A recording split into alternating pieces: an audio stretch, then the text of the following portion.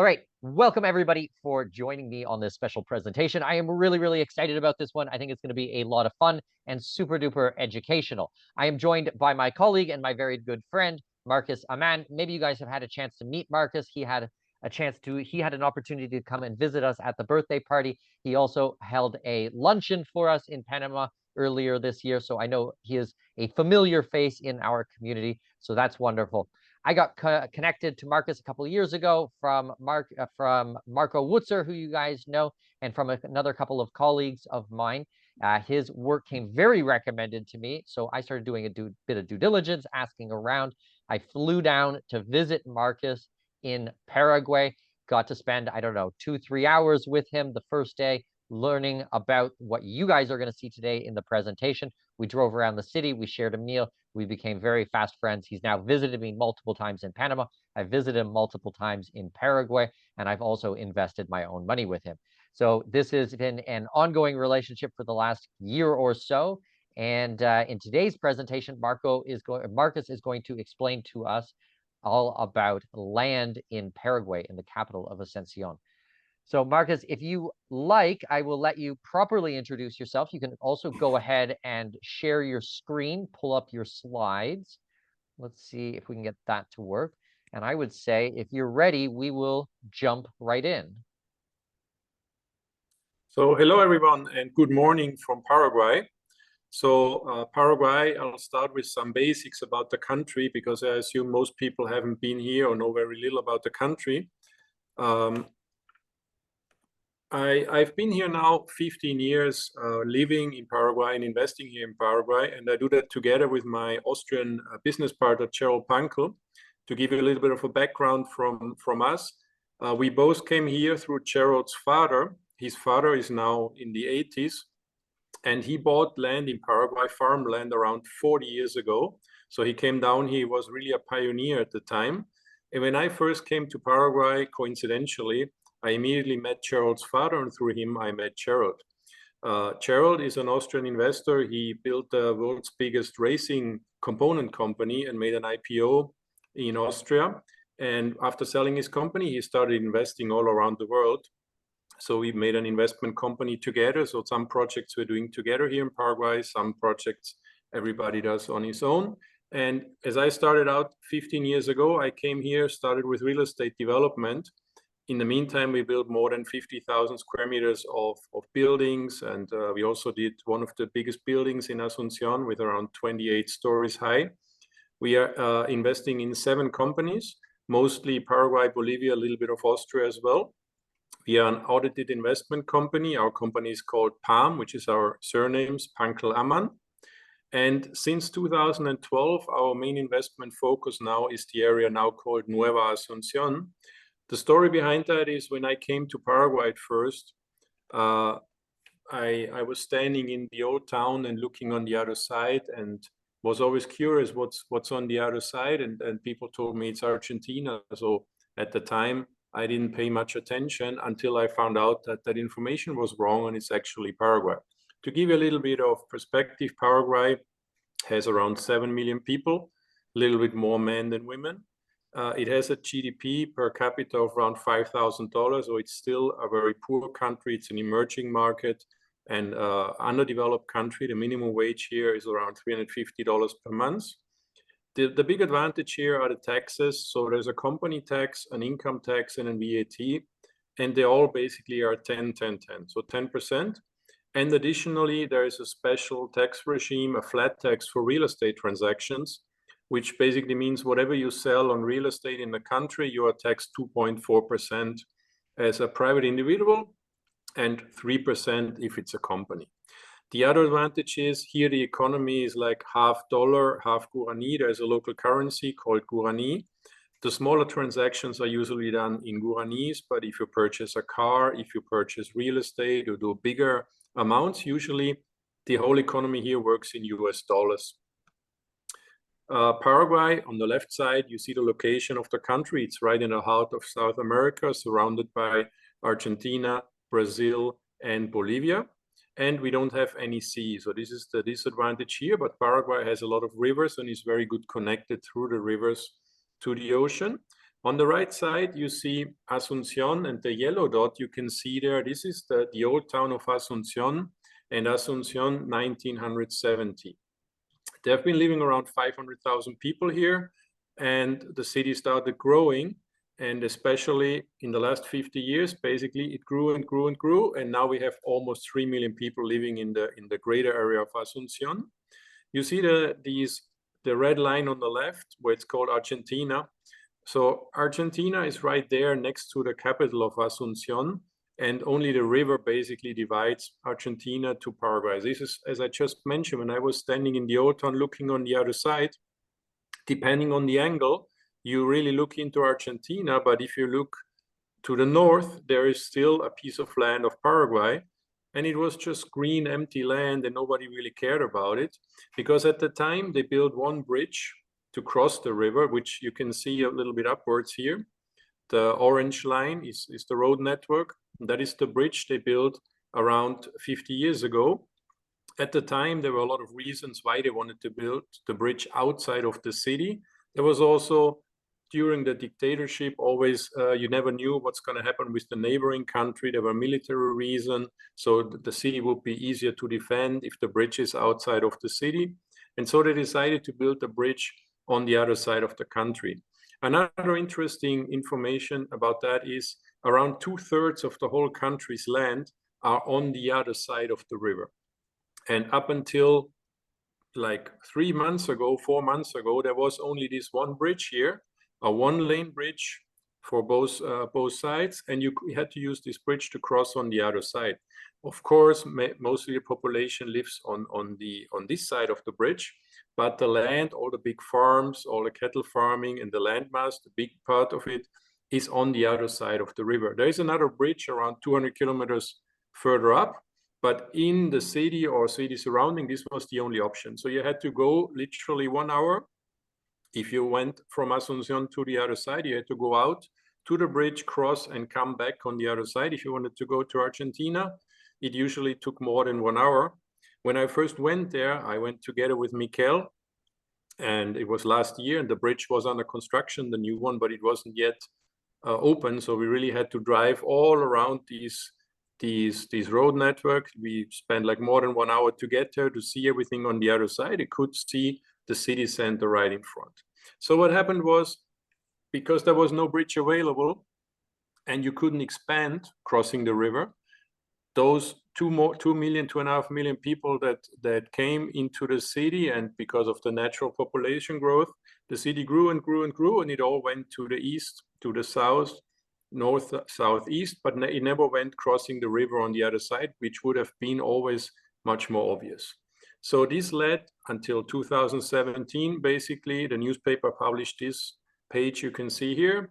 Basically, people need to come into the city, go to their work. It takes them 2 hours, 3 hours during rush hour.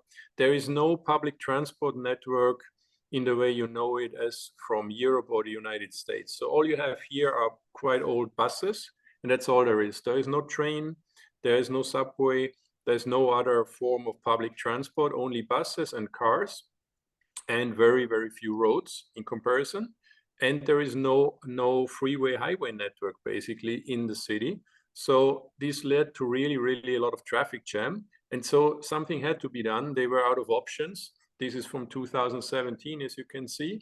So they had to finally make the decision to build a new bridge, even two, and basically cross the river. What they should have done decades ago, they finally decided to do so. So this is the Master Plan 2030 they introduced at the time.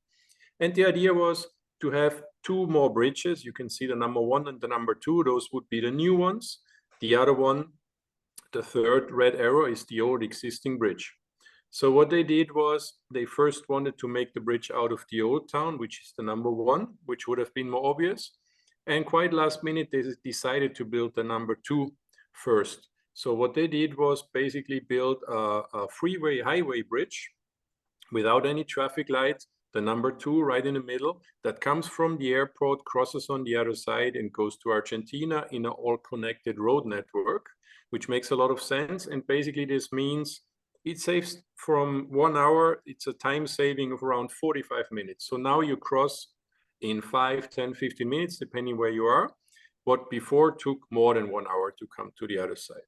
So huge advantage, especially for the Argentinians who come in and go out, and also for the Paraguayans. And this opens up a complete new game for real estate development on the other side, because you're right there, right in front of the old town, right in front of the city center. There's a big piece of land and nothing there yet. As addition to that, they were basically closing in this 4-lane highway network from Argentina. They duplicate the road to come in, to connect with the 2 existing bridges. They are planning to do another airport on the other side, an international airport right behind. And this Route 12, you can see here the number 12, which is an old road that went up parallel to the Argentinian border towards Bolivia. And this old road network has been completely forgotten. Now they reactivate it. So Paraguay will have a second road going up. Until now, they only had one road going up into this direction to the Chaco. And so this is also being built right now. They just started building this Route 12 a couple of weeks ago. So what is still missing here now is the third bridge, which would be the number 1. That's the only piece of the puzzle that has not yet been announced or put in progress. Everything else is on the run or already finished. This is the other side in Argentina. Argentina is doing a similar thing. They are basically expanding the road network, building another bridge between Corrientes and Resistencia, and making it much better connected. So for the Argentinians, around 2 million Argentinians in this northern area of Argentina, their main focus is Asunción and Paraguay, because Buenos Aires is much further away. If you look at the map, Buenos Aires is right at the bottom of the map. So if they want to do an international flight, they have to do a domestic flight going down to Buenos Aires and then flying out, or they drive 1, 2, 3 hours by car to Asunción and use the Paraguayan International Airport, what most of them do. And besides that, they come in on the weekend, they come for purchasing stuff, they come in as a vacation destination, because what they have in these surrounding cities in Argentina is a little bit more countryside, a village-like environment. Also, the bigger cities they have, of course, don't have the same infrastructure and the same size as Asunción. So for them, it's very logic to always come into Paraguay, and it means a lot, because they now save 45 minutes traveling time, even by car, or every time they go to Paraguay. This is the new bridge. Now it's finished. Here you see it. They built it during the pandemic, and it finished like end of last year. And they finally opened it for traffic this year, end of April. So now it's been around 4 months that we can cross. And we went already with Mikel. The first time he came, we drove around, and the second time he was here, he saw the game changer. He saw the bridge. We crossed the bridge, and so we had the completely different experience as well from that side. So another thing they did was, in the old town, there was the old container port right in the middle. And basically they decided to move out the container port, which made a lot of sense. And what they wanted to do is to preserve the old town, to preserve the city center. So they decided to build 7 new buildings there. You can see they are finished already since around 1 year. You can see them on the picture on the left. So all the government buildings are there, all the ministries, all the infrastructure of the Paraguayan government works from that spot out now. And you can see right in front Nueva Asunción, you see the river, which has around 700 meters that divides Nueva Asunción from the Paraguayan city center. And there are around a lot of office space there, a lot of people working there. And what they did is, you see the road here on the right. They basically made a road protecting the river and made a 2-lane road each side. So there are four lanes for traffic to connect this road with the different bridges. This is the Costanera, it's called. And this makes the whole appearance of the city much nicer. And also it's an additional road for traffic absorption. This is the road on the other side behind Nueva Asunción, going to Argentina. So here you see they're working. They almost finished it now. I would say they're around 90% done. And they're duplicating the road to Argentina. So this also is part of the freeway network from Paraguay to Argentina. This is the map of the road network in general. You can see on the map, the green lines are the new Asunción area, Nueva Asunción. And the red lines, I draw them here for you on the map. This is basically the two bridges and the surrounding area, the road behind Nueva Asunción. And in the city center, you see the small yellow line that I drew there for you. This would be the third bridge that is still missing. So if you put that all in perspective, this is basically the country now. The city is swapping on the other side and is much closer. So the other road network you see here, this is not the outer area of Asunción. This is only the city of Asunción. You have the surrounding cities. Basically, they interconnect. So it goes much further out. You will see that in one of the next slides. Here you see the prices. This was from 2017. So you can see in Asunción, in the city itself, it starts basically from $300 upwards, goes up to $2,000 depending on the land, on the location, on different how high you can build. While you have on the other side in Nueva Asunción, prices are so much lower. So just to give you an idea, what we did was, Gerald and myself, we also went into Bolivia, as mentioned. We are investing in Bolivia. So it's Santa Cruz de la Sierra in Bolivia, the neighboring country, and Santa Cruz is the biggest city there. So when we went there, we are doing a bottling plant there. So it's completely not connected to real estate development. But what we saw there was Santa Cruz had a bridge from the outer area of the city, and this bridge connected to the other side of the river.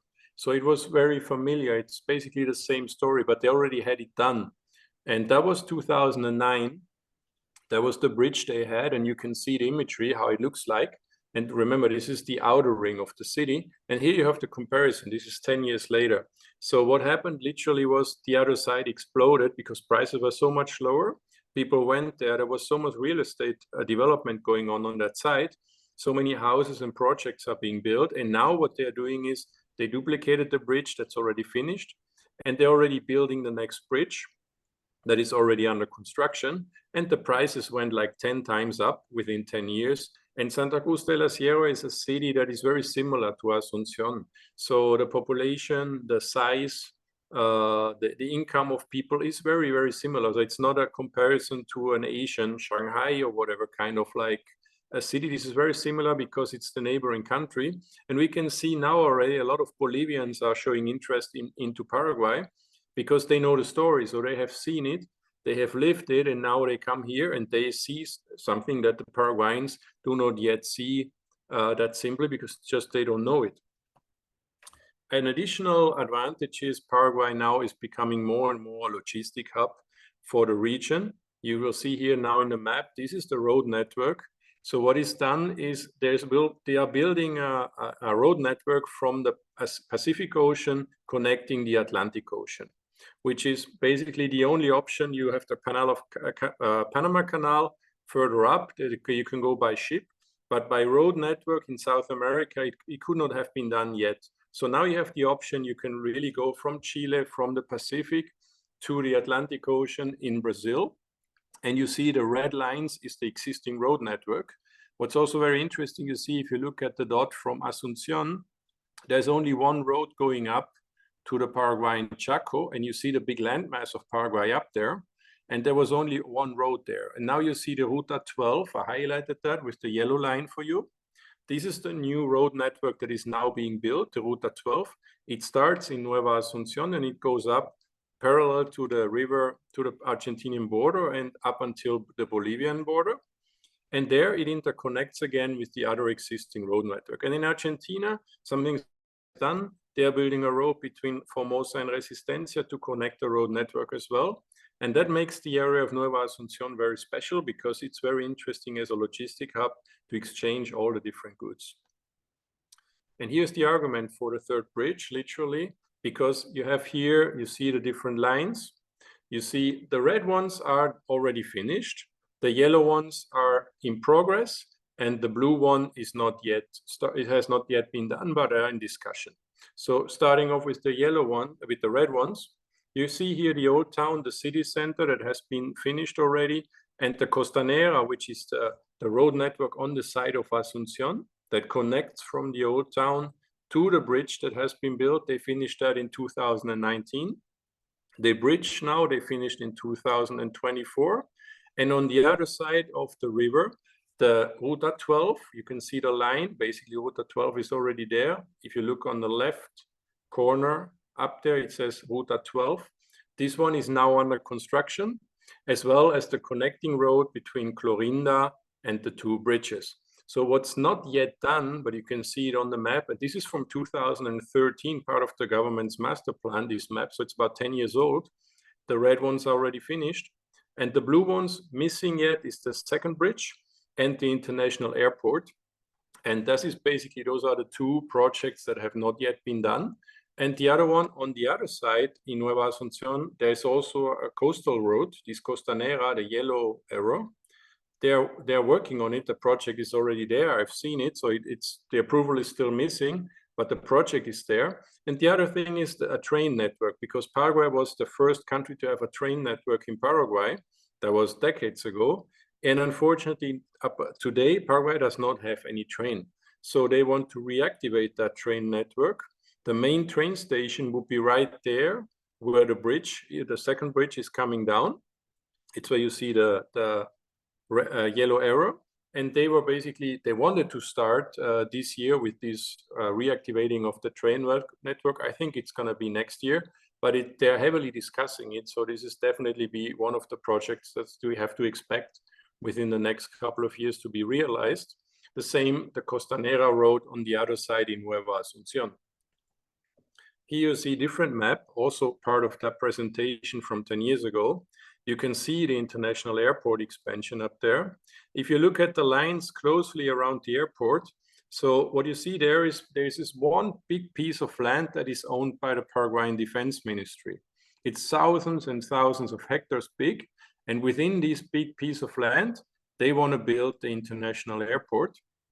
Again, you can see the road network that has already been partly built. You see the bridge, you see the Costanera in Asunción, you see the road going to Argentina, and you see the Route 12. And again, the two yellow arrows are the Costanera on the other side that we expect to have maybe next year. Hopefully they're going to start. And the train station, reactivating the train network, I would say, I don't know if they do it this year or next year. And still in pending is the third bridge and the airport, but all the red ones already finished and in development or under construction. So the bridge has been built, which was the key piece, and the road network on the other side as a complementary, and also now this Ruta 12, which is one of the biggest roads in Paraguay going up to the parallel to the Argentinian border. So our assumption for the investment thesis here is very simple. We believe that the bridge is now completed, and the other side of the river will be the booming region for the next 5 to 10 years. And because of this, there will be a lot of construction activity. There will be a lot of development on the other side. And that will definitely lead to a closing of the price gap. So whatever Asunción is achieving in price real estate wise, the other side will come closer, closer, and closer. And we think there will be a similar development that we saw it in Santa Cruz de la Sierra in Bolivia. They at the time had prices between $20 and $40, and within 10 years, the prices went up around 10 times. The additional advantage for Asunción is the capital city. We have around 2 million Argentinians in the border region living there, and the river is still holding a lot of water and is navigable. In Bolivia, the river dried out, and it's also Santa Cruz is not the capital city, and they don't have the amount of Argentinians on the other side because there's nobody there around in the other side in Santa Cruz. So there are still some additional advantages for this thesis that it's going to turn out the same way in Asunción. And it might even be quicker than it was in Bolivia because times have changed. And now Paraguay has an investment grade rating since a couple of weeks. So also this gives a very positive vibe and shows recognition that Paraguay is doing a good job in the last couple of years. And it will still accelerate, I believe, the investment coming to Paraguay. Now, the question for you guys is where to invest in that region or how to benefit from this development. Here you see the big map, and this, in my point of view, this is the most important slide of the presentation, because you see here the white line is basically the border to Argentina. So that shows the country cannot go to the west because there's the river and there's the Argentinian border, so there's no way to expand into that direction. On the right side, you see there's a lake, which is the biggest lake here in the region, in the country. And so you cannot go there even further. And the city and the whole development of bigger Asunción, it went out 40 kilometers more or less in the last 50 years, all in this orange region. There are more than 2 million people living in that area right now. And this is the status quo. So people are living there. People have to drive into the city 1, 2, 3, 4 hours during rush hour. And on the other side of the river, there are around 100,000 people living in the region of the existing bridge that already migrated there because there has been a bridge. But much closer to the city is this yellow region you can see there. And this yellow region is the Nueva Asunción area. So here you have this region right there, right next to the river, right in front of the city center, and there's nobody there. Now a lot of big projects are coming up on the other side, and this is the place to be because it's so much closer and the prices are so much lower than on the other side in the existing Asunción area. And behind you see this orange dot cloud. This is basically symbolizing the land of the defense ministry where they want to build the international airport, which also shows the expansion further to the back is very, very difficult because there is this big chunk of land from the defense ministry there that cannot be privately owned. And where you see the letter A, this is the Ruta 12 that goes up to parallel to the river, to the Argentinian border towards Bolivia. And all these yellow region, this is the region we are talking about now. This is Nueva Asunción. And especially there in that region where you have the blue area, this is the most interesting area, speculative-wise, because you're literally betting on the third bridge. So this is what we did when we started off purchasing around 10, 12 years ago. We had no idea where the bridge was going to be. We were very confident and were sure there has to be a bridge because there was so much need for it and so much pressure. It took a bit longer than we expected, but still the bridge arrived and everything changes. And now it's basically the train has left the station and all these region is booming, booming, booming. I will give you a short overview of a couple of projects that are already in progress on the other side. So you can already see what's going to happen there in the next 5 to 10 years. Here you see it from another angle. Again, the yellow line is the exact line on that map of the Nueva Asunción. Another advantage is what they did to push it even further and make it faster development on the other side. The Congress approved that the region of Nueva Asunción literally will be a known city. So this is a known municipality. Nueva Asunción has a mayor, they have a city council, and they're now building a city hall. So this was literally a city with their own laws inside the city. So they're working already. Of course, they just got started about 1 year ago. But this also helps a lot to boost the development because all the taxes coming in on the other side stay on the other side. Before that, that piece of land was part of another municipality that was way, way bigger. So it diluted. And now this is very compacted into that area. Here you see the different investment options. Investment A, I will show you the map later on again so you know where it is. This is a bit further out. That's why it's a lot cheaper and people purchase that as an additional package. There are only, I think, 3 or 4 packages left. Everything else is sold. So what you do here is you just put the package into your portfolio together with all the other purchases you do. And it's on the Route 12 going to the Chaco. And you have it as a complementary investment and benefit from the development on the other side on the long term, because this is a little bit further out. So it might take a little longer to reach the development focus there. But it's a very, very good investment because it's so much cheaper than the others. The investment B is right in the city center of Nueva Asunción, which is why it's more expensive than investment A. And this is a piece we didn't even offer for sale yet. We didn't even finish the development there yet. It's right there where all the big developments are. And it's a piece of land that was left over, and we decided to do some parcels and offer it exclusively through Mikel to his community. Mikel came down here, we became friends. He invested himself a big amount into a big piece of land. He did a very, very detailed due diligence here. I was really surprised how specific and how detailed and how much time the team, Mikel's team, is putting into all these investments and looking into it. And also I was very happy that they really showed the confidence and the trust into the project. So this is a smaller piece. There are only a couple of lots there. Here, the land title are not even, we have the land title because we own the land, but the separation, everything will take a couple of months, maybe 1 year. So whoever purchases there should know this is the only piece that we are offering here, where it might take longer to get the land title. Here, investment C, the land title is ready to go. You can purchase it and you can have it within 1 month, basically. This is a land development on the asphalt road that is going to Argentina. It's right in front of the old town. And here the thing is, you're literally betting on the third bridge. So whoever purchases there is just buy the land, hold it, wait 5 to 10 years. And the idea would be waiting for the third bridge to come. And then you realize the upside, because going out too early might be a mistake in that region. It's very, very close to the city center, but you need the third bridge to cross the river. Of course, even without the third bridge, you benefit heavily from the development in the surrounding areas, because from the second bridge that has been finished into that direction, more and more projects are coming up. But the highest potential here is because of the potential third bridge to come. We have a couple of lots left here. This map you see here is not 100% updated, because we just, right before the presentation and the last couple of days, some other people purchased some packages. I think there may be, I don't know, 3, 4, 5 packages left to purchase on that land, and it's sold out.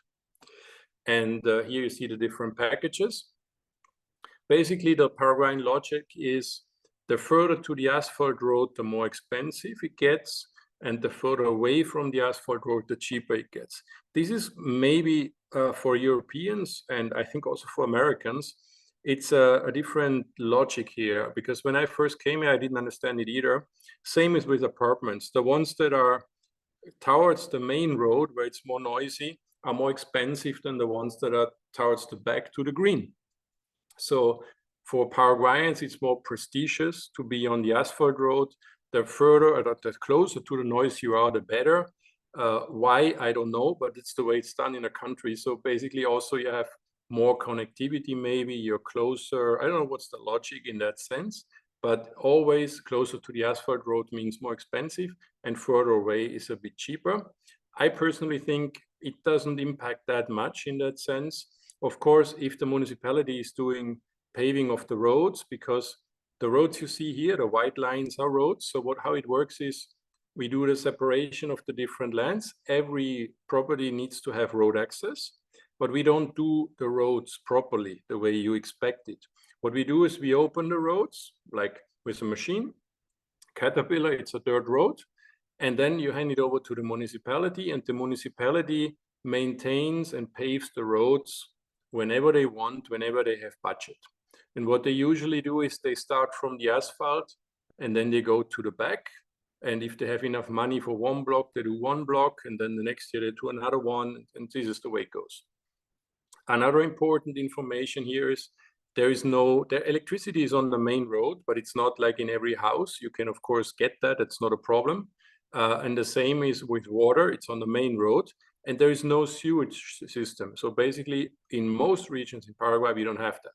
So what happens is you literally, everything goes into the river.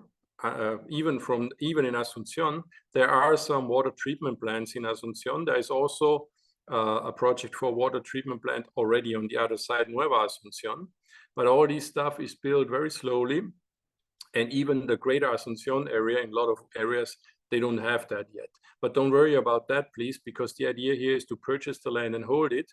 You should not build anything or make it more complicated. Just purchase it as an investment, hold it, wait 5 to 10 years, and let everybody else do the development in the surrounding areas. So this is the idea. And then here is investment D. This is the one Mikkel went for. It's the biggest one, but it also has, of course, the best square meter price, because the bigger you go, the cheaper the price per square meter gets. You can see it, it's simple, a piece of land right in front of the old town. There's a package with 10 hectares, and there's one with 5 hectares, which is around 100,000 and 50,000 square meters. Those are the two available for around $18 a square meter. And they're around 1 kilometer from the river. So if you look at the picture on the right, if you're from the property, walk down around 1 kilometer towards the riverbank, this is what you see right in front. This is the image from the old town, from the ministries, and from the reactivated port. So what's happening here is you have the asphalt road in front connecting, and the same thing. You purchase the land, you buy it, you hold it, and you wait and bet on the third bridge, because as soon as they build the third bridge, you're literally there. So your land is like 1.5, 2 kilometers from the old town, right there next to the bridge, no matter where the bridge is going to be built, because it will be in that neighborhood, in that area.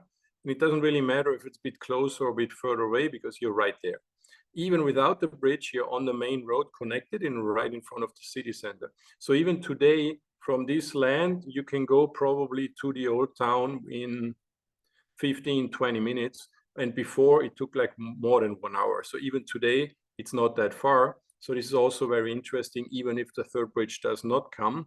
But I personally believe the biggest potential is here, sitting it out and wait for the third bridge, because there will be so much pressure after all the developments on the other side that they will need to build a third bridge, the same as they did in Bolivia. And then the last one, this is a small package left, which is 1 hectare, 10,000 square meter, which is in the old village of Chacuí in the Nueva Asunción area. And it's like in between. It depends. Basically, there is no good or bad in that sense. It always depends on the ticket size you want to invest, and it depends on the time frame. Usually what we tell people is, if you don't have at least 5 years of time, please don't do it, because this is not the right investment. We strongly believe that the upside potential is huge, and you have a great opportunity for return there on the long run, but it's not something to purchase and sell right away. Here you see the different regions. This is the map from the Cadastre. Also important information, of course, every land you purchase gets a land title registered under your name. This is very important. And the different letters in the different regions, and you see the old town and Asunción right in front. So what's going on now in the area of the new bridge? To give you a little bit an idea what's going on there. I built a tower last year. They completed last year. It's 11 stories high, because we always had the problem when we crossed over the old bridge. We went to the other side. You literally don't see anything, because you're surrounded by trees, and you really cannot understand where you are. So I built this tower that goes above the tree line. It's 11 stories high. We went up there. I went up there a couple of months ago with Mikel. We did a video up there. And now you can already see the panoramic view of Asunción. You can see the developments. And the tower is literally in the center of the Nueva Asunción area. So from there, you get a very good look on what's going on in this region. And one big project that I'm doing myself, it's called Bosque Lago. We started that last year. This is a gated community with more than 1,000 lots. To give you an idea, this is how it looks like in the 3D image. We're already building it under construction since 1 year. It's a very big property with around 1,000 residential properties. There's a lake. There's a lot of pool, gym area. Basically, it's like a park with a 5-star hotel resort kind of environment. There's no hotel in there, but you have all the amenities that you would have in a hotel basically there. So this is the idea of the project. Here you see the construction image. This is from August, this very, very new construction image. So the lake is already visible. You can already see the first part of the roads is being done behind the lake. The common areas are being built.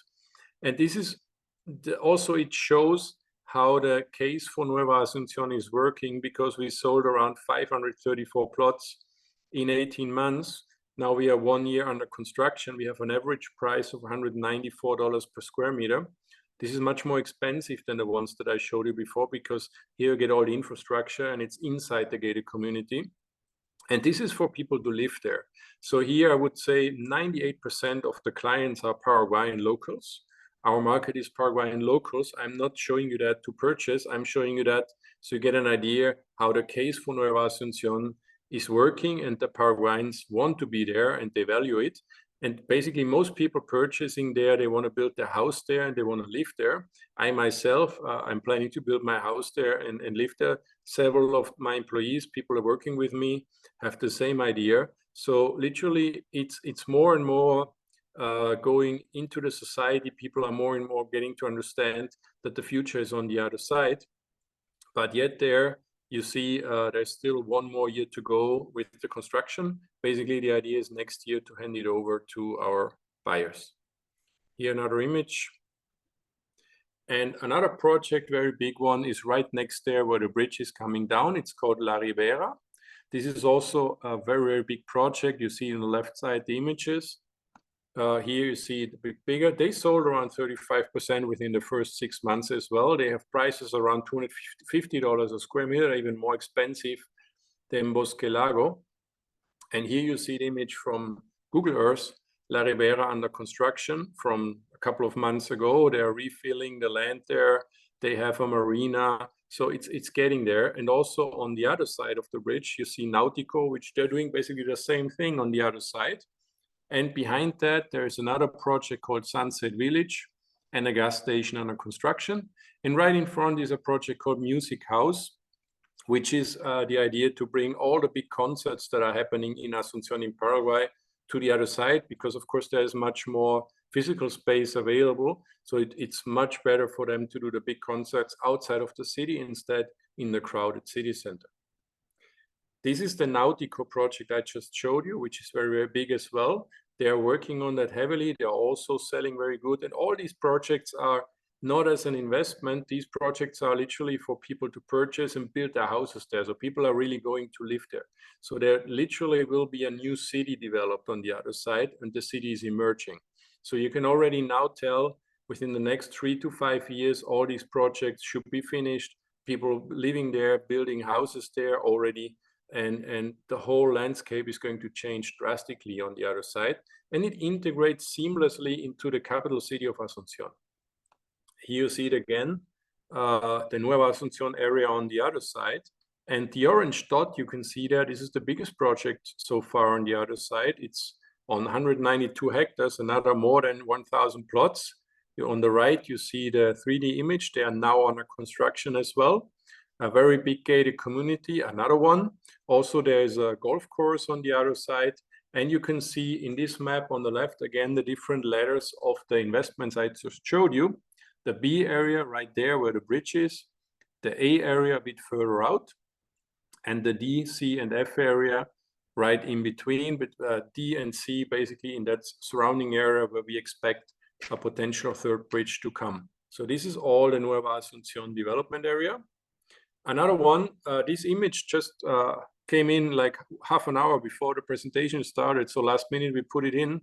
There's a big project we're working on right in front of Bosque Lago in the city center of Nueva Asunción. More than 3,000 lots. It's called Lago Grande. There's a very big lake. You can see here in the image. And this is a preliminary image. So basically we are preparing that. We're working on that to roll it out next year. Again, this is for the local community and not for somebody from abroad to buy and hold as an investment. Because in these gated communities, if you want to move here, it's perfect. If you don't want to move here, it will cost you monthly expenses. And I think it's much better for somebody from outside who wants to benefit from all these developments if he just purchases a piece of land that doesn't cost you any monthly maintenance fees and nothing like that. Here you see an image from last year from Google Earth. You see the bridge was not yet connected here on the river on the right side.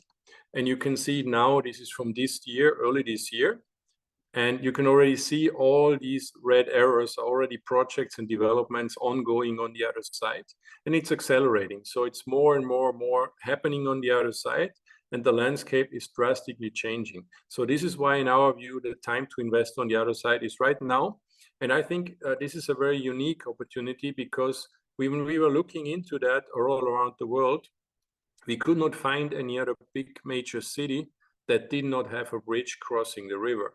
So most cities, especially in Europe, did that hundreds of years ago.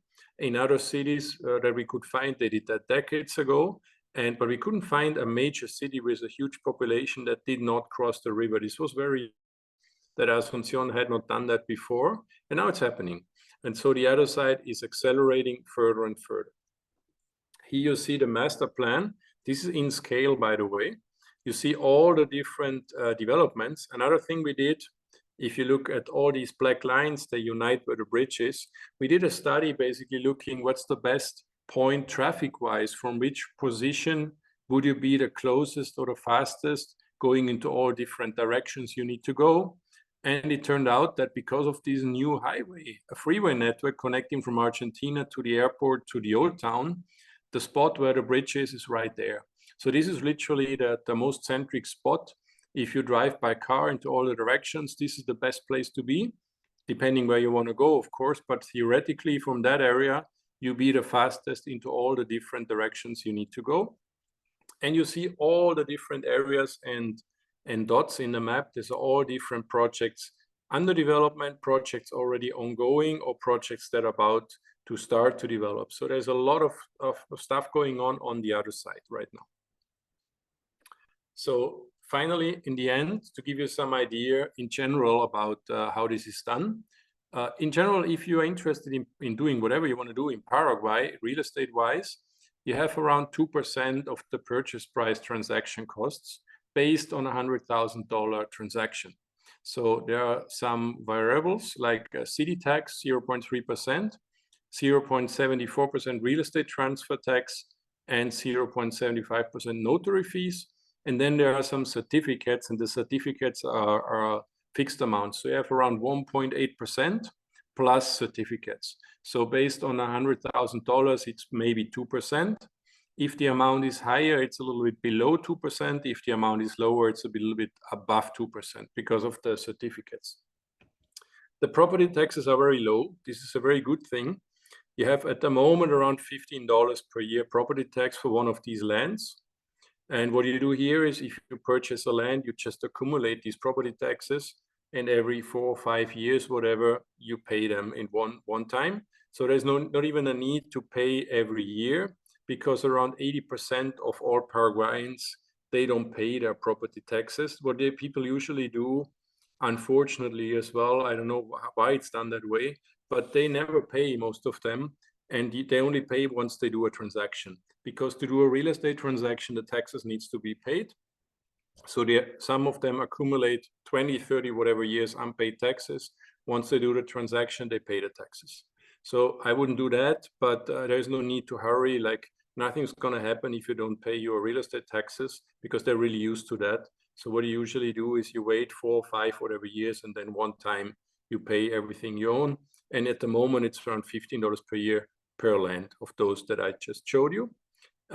Development costs, usually there's nothing, because you have electricity on the main street. In case you want to build, of course, you pay for the electricity line going to the land. This is, in comparison to the construction cost, it doesn't really impact a lot.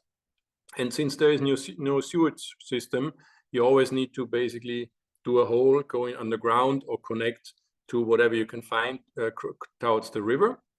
Land registry, of course, as I just mentioned, this is very important. Even if you purchase something else in Paraguay, you always need to have a land title.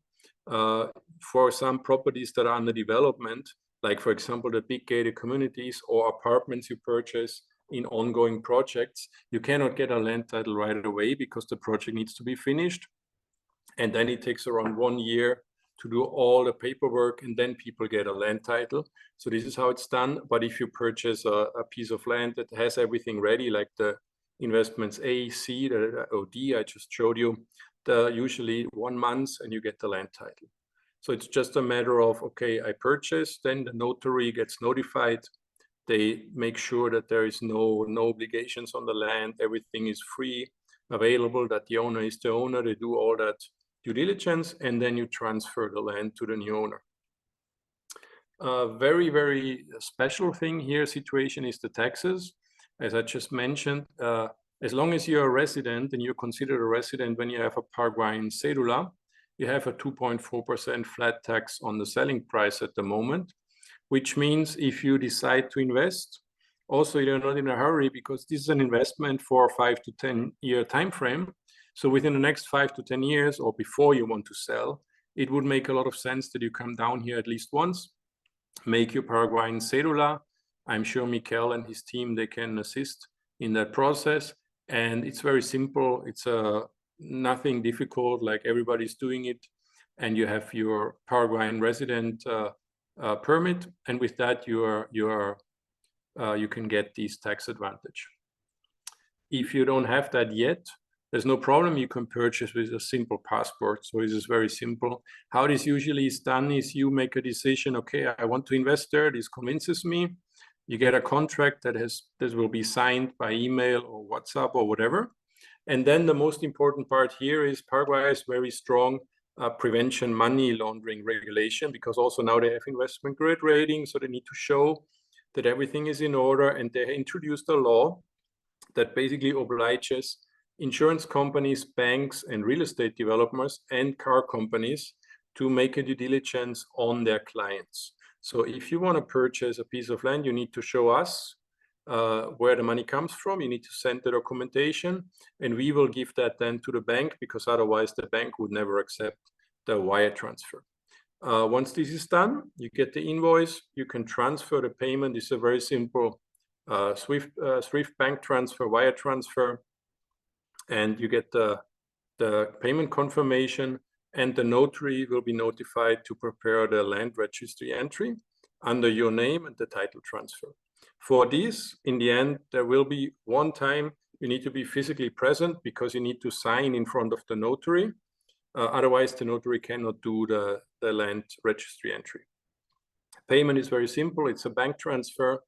And in the end, because we are on the river, of course, about flooding and all these type of situations, everything above 36 meters is about the record flood, and everything above 62 meters about the last record of the last 30 years. We have never had any problems in that sense. I just mentioned it to be fully transparent. At the moment, the river is very, very dried out. They have a lot of problems shipping and going with the ships. And actually, at the moment, it looks like we are more in danger than to lose the river than to have a flooding situation. So here is the contact. If you're interested in doing that, or if you have questions, I think the questions best in the Q&A. And if you want to do something there, contact us. We are expat@palm.com.py. And please include your WhatsApp, Telegram number, so we can follow up, send you some videos, send you some images, and give you some further information. Thank you, everybody. Markus, that was fantastic. Thank you very, very much. Everybody, I hope you guys learned lots from that presentation and were paying attention. What I want you to do, and I want to explain a little bit more about why I decided to invest in this myself. But if we've hit the mark on this and you can see the potential and you can understand historically looking at other cities around the world, and once they cross the river and the massive amount of development that's coming, if you guys are interested in this, I want you to go to the Q&A, the same Q&A we used at the beginning, and just type in, I'm in. That's all I want to hear from you guys. I'm in. I want to know what you guys think of this. I want to know who is interested in investing with me. So a quick story. I went down to, you could just leave that screen up, I think, Markus, because we'll put that one, and I'll also put it in here as well. So just put it on the last slide for me. So I went down to Paraguay to visit Markus last year, and he gave me this presentation. It took a lot longer. We spent, I don't think, maybe 3 hours to go through it, every single map, every single detail, looking at all of the historical data, all of these types of things. And I sat there and I watched the whole presentation in the boardroom on the big white screen, and I was like, cool, looks awesome. Didn't really understand it. You know, I was like, it looks awesome, and I didn't get it. So we got in Markus's car and we drove an hour and 20 minutes all the way to the first bridge that's been there forever, and all the way back around, and we schlepped our way around there, and we drove through this green space with nothing there, and we took the elevator up the 11th story of his tower, and I got up to the 11th story and I saw this massive city with millions of people, the river, and this huge space of green land, completely green. And I was like, holy crap. I have never seen anything like this. In 25 years of traveling around the world, in 20 years of investing around the world, I have never seen anything like this. And I was like, oh my God, now everything makes sense. I got to see it. So we did the whole tour. We went and saw the land. We walked the properties. We went down to the river, took lots of pictures, lots of videos, got back, went through everything. Then I got a group of about 20 of my private clients, got everybody on an airplane, and we flew back down this May. Okay, so the first trip was sometime last year. Then we came down in May again. Presentation, 2-3 hours, went through everything. Everyone was really excited. This time we got to cross the bridge because it was just opened. It's brand new. This isn't a scenario of will it be open or what will happen if it were to be open. It is open. They've opened the bridge. We're talking about $1 billion investment from the government. This is not a rinky-dink, made with plywood or something. This is a massive international bridge. Okay.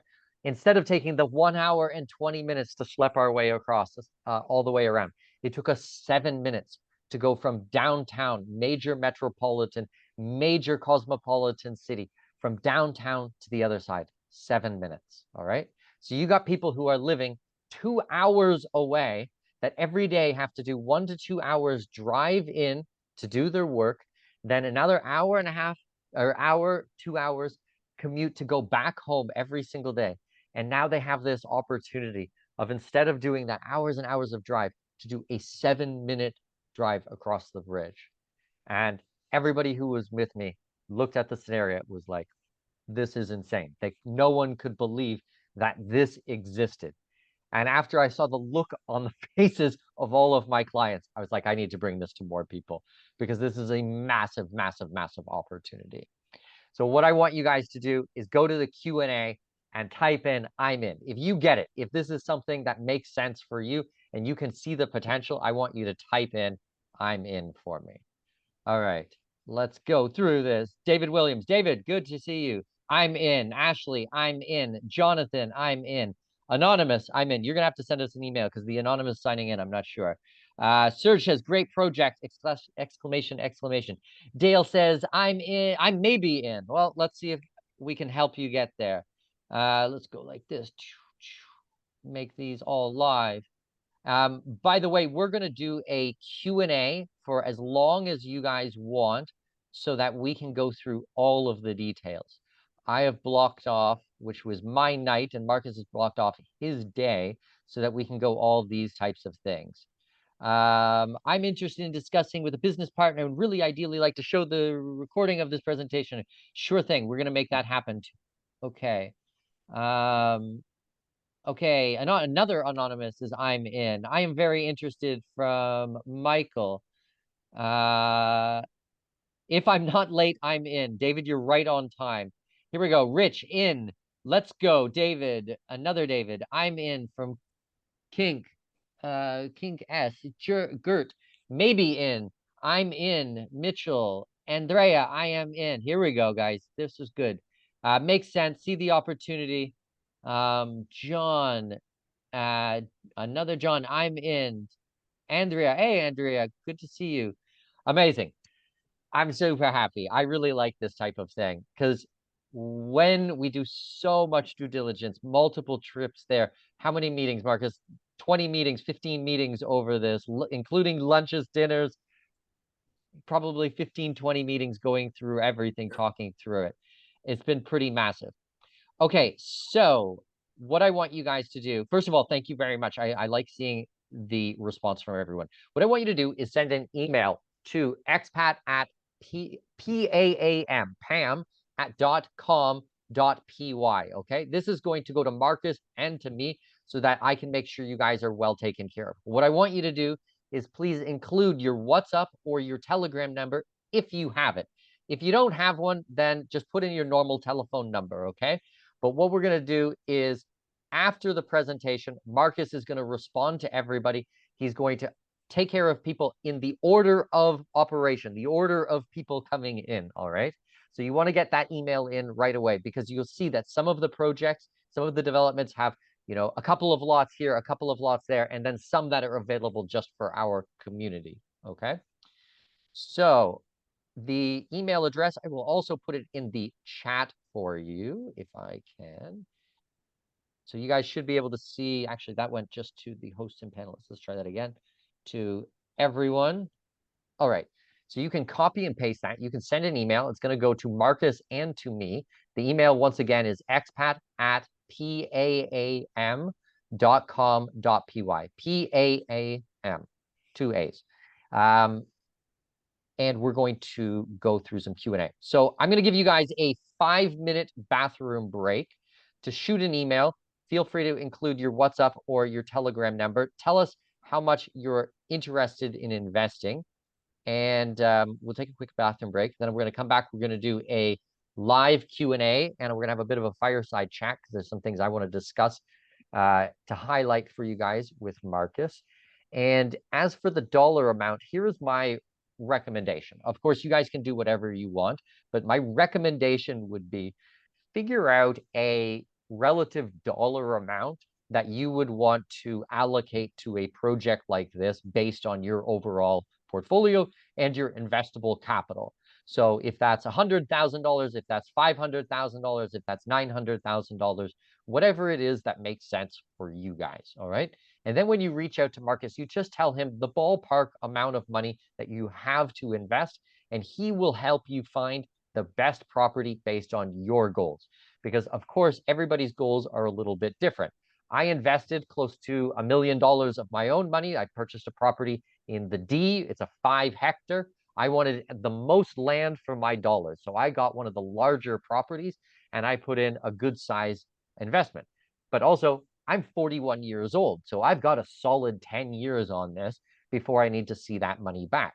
If you're maybe closer to retirement age, maybe you want something that's going to be closer to the bridge that already exists. Maybe you don't want to wait for the third bridge. Or maybe you might want to buy this as a Christmas present or a birthday present for a child or a grandchild. We have some clients who are already doing that, where they know that this is going to pay for, college or their first home or these types of things. Or if you're looking at gifting money, I have a lot of clients who want to gift money to family members, especially if clients want to renounce their US citizenship and we're doing a gifting strategy. This might be a good way to gift, a $500,000 property or $1 million property to a family member. And then over the next decade, we can expect this to increase in value. This is not financial advice. Nothing I'm giving here is financial, tax, or legal advice, but hopefully somewhere around 5x to 10x over the next 5 to 10 years. And by the way, where do we get those numbers from? Did we just pull them from a pie in the sky? No, you can see the larger properties in Nueva Asunción are $18 per square meter. And if you are in downtown Asunción, properties are currently selling for what, Markus? $300, $200 per square meter? More. In downtown, I would think it's even more. I would say around $400, $500, depending on the location, even higher. Yeah. So $400 to $500 per square meter is being sold right now just on the other side of the bridge. So doesn't take long for those types of things to equalize.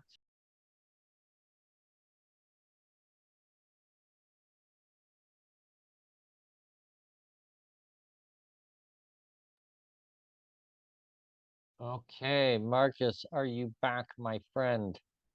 Yes, I'm here, Mikhail. Amazing. Let's get that video again. I'm going through all these Q&As. I only read about half of the I'm in. There's just so many here. This is like amazing. I'm super excited about this. I love it when, we go to all this work, we put all this time doing the due diligence, source these things. By the way, guys, I have to look at probably like 20, 30, 40, 50, 100 deals before I find something like this. Like right now, I am visiting 10 new countries, and every country I'm going to, I am looking at deals. And it is very, very hard. Like I have done so much heavy lifting on this stuff. Like when I went to Paraguay, Markus, the first time, I think I saw 15, 17, 18 projects, 15, 16, 17, 18 projects. I mean, this was the one that stood out to me. And I was like, this is crazy. And decided to put my money into. All right, so what we're going to do is we're going to do Q&A in a few minutes. But what I want to do first is kind of just chat with you, Markus, for a few minutes. Watching this presentation again for the manyth time, one of the main questions I would have as an investor is we see all this, Basco Lago and all these other amazing developments are going on in the region. Now, with even all of those, is there enough demand to support this many projects going on the other side of the river? Like, I think that's something we really need to discuss. Is there a demand for this many properties over there? Yeah, so the demand is very, very constant. We can see that already, basically, because all our demand comes from the local community. And you have to take in consideration, you have, on one hand, you have 2 million people or more living on the other side right now. And you have, as an additional kicker, you have around 2 million Argentinians right on the other side of the border that are coming in and migrating to Paraguay heavily. So altogether, basically the studies show if you combine all the projects, if you combine all the land and everything, we are talking about a number between 30,000 and 50,000 small pieces of land or maximum capacity of houses and building stuff that can be done. And if you put that into perspective, you have more than 2 million people on the other side right now. Population in Paraguay is growing. Around 100,000 people are migrating to Asunción or naturally organically growing every year. So you have around 100,000 people population growth in Paraguay. Half of the population of the country lives in the region of Asunción, basically. So there are more new people coming in. Paraguay has a very young population.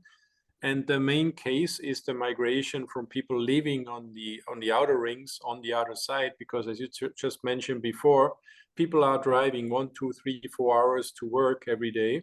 And for the same amount of money or even less that they purchase there, they can now go on the other side and save all that time. So the demand comes mostly from the locals. And also the other thing is on the other side, you have a brand new infrastructure. So everything built now is brand new. The road network is much better. You have access to the highway. You have less traffic lights. So all these advantages are coming up. And of course, the price point is much lower. So the demand is very much there.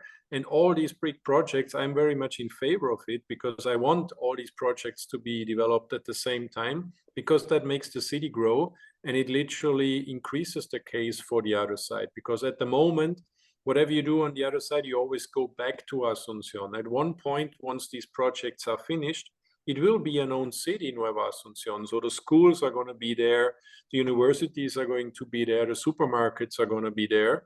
So you don't even have to go back on the other side to Asunción unless you have something major or whatever you want to do in the capital.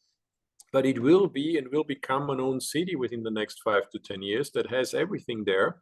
And from that perspective, I think that, and we can see that already, as I told you, in Bosque Lago and all the others, the reason we are not selling everything right now is only because we increased the price, because we don't want to sell everything right now. If you would have, we started off selling at around $170, and now the average is 194. So basically we're selling above 200 already. And it's going up and up and up. And the direction is basically, the more we sell, the more slightly we're starting to increase the prices in the gated community.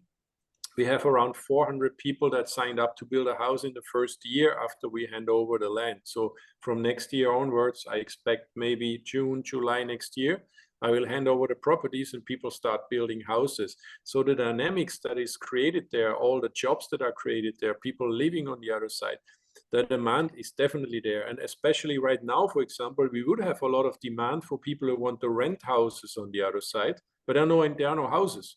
So there's nothing available. We are paying quite a high rent for a very old house there because the workers have nowhere to sleep. So it's the only option we get. So basically, we are paying the same rent prices right now, or even higher than you would pay in Asunción, for a very old property that is basically, you could tear it down. It's not, I wouldn't even consider that a functioning house. And yet we have to pay it because we need a roof where the workers can sleep, because there's nothing there yet. At the moment, there's no grocery store, there's nothing, and everything is developing parallel and pumping up like mushrooms, basically. Every month, every week, every year, you see more and more developments on the other side. So I don't see a problem in demand. It's only a matter of how fast you can do the rollout on the other side and how fast you can build. Climate impacts, of course, on that, because it's a lot of outdoor work. And then all the other projects coming along at the same time.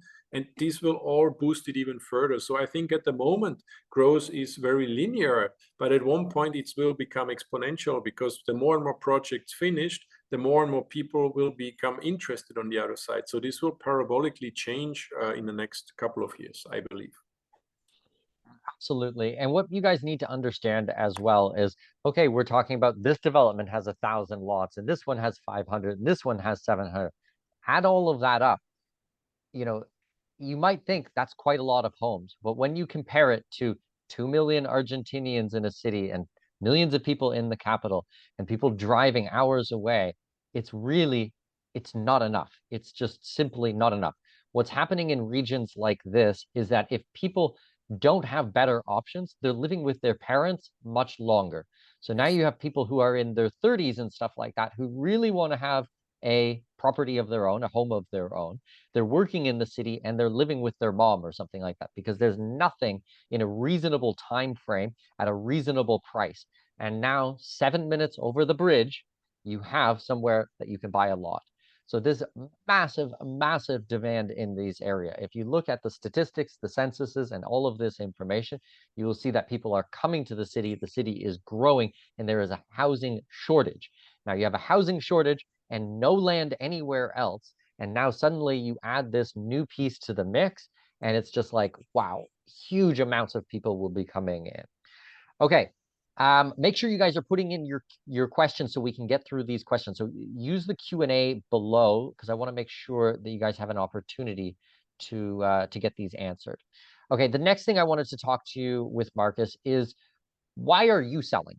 All right. If this is such a great investment, why is it such a great investment, Markus? Why aren't you selling any of why are you selling any of it yourself? Why aren't you just holding on to every single property for the next 10 years? Yeah, it's a very good question. And I'm holding on to about, I would say, 70% of all the properties I own. The reason I'm selling is very simple because I have the big land developments going on and I need to put the money back into the land developments. And everything I do here in Paraguay is equity based. So there is no, the banking system is not as developed as in other countries, maybe Europe or the US. You cannot do these big project loans for these type of projects. So the only way to finance these bigger projects is to sell something and put the money back into development, into the big project, which indirectly, of course, increases the value of the whole area. But I cannot do it without it. If I would have found an option to get a big loan or something, a big financing option, of course I would not have sold. But I couldn't get that. It was not possible here in Paraguay. We were talking with people outside of the country, and basically Paraguay as a collateral itself, it doesn't work. And locally, you cannot get the financing for these type of projects. So the reason is very simple. So we decided, okay, what we're going to do is we need to sell something. Of course, we try to sell as little as possible. It doesn't really matter what we sell. We just need to sell something there. And indirectly, it will benefit everybody because all the money that comes in goes right back into the region, into development of the big projects. Yeah, absolutely. Because this is a very legitimate question. You know, if it's a great investment, why are you not participating? The answer is he is. He is, and I am. You know, he's going to retain 70% of this for himself. He's selling off small amounts in off-market deals like this to our community so that he can raise capital so he can put it back into a project like Bosque Largo. I went and saw it. It was amazing. They had to do these massive multi-meter high walls around the outside. They're putting in man-made lakes. They had to flatten the land and fill the land. They had to put the security in the gatehouse and all of these types of things. All of that infrastructure that they're putting in costs a lot of money. And if you can't get bank financing because there's no developed financing mechanism for that in the country, you need to sell equity.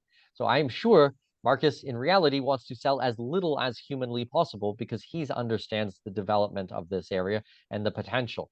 So it's why sell today at this price when he knows in 5 years it's going to multiply. He's going to sell as little as possible and hold on to maximum amount. And that's great for our community. We get to participate in the last 10, 12, 15 years of his life's work that he's put into this project. And another really interesting point on this that I want to bring up to you guys.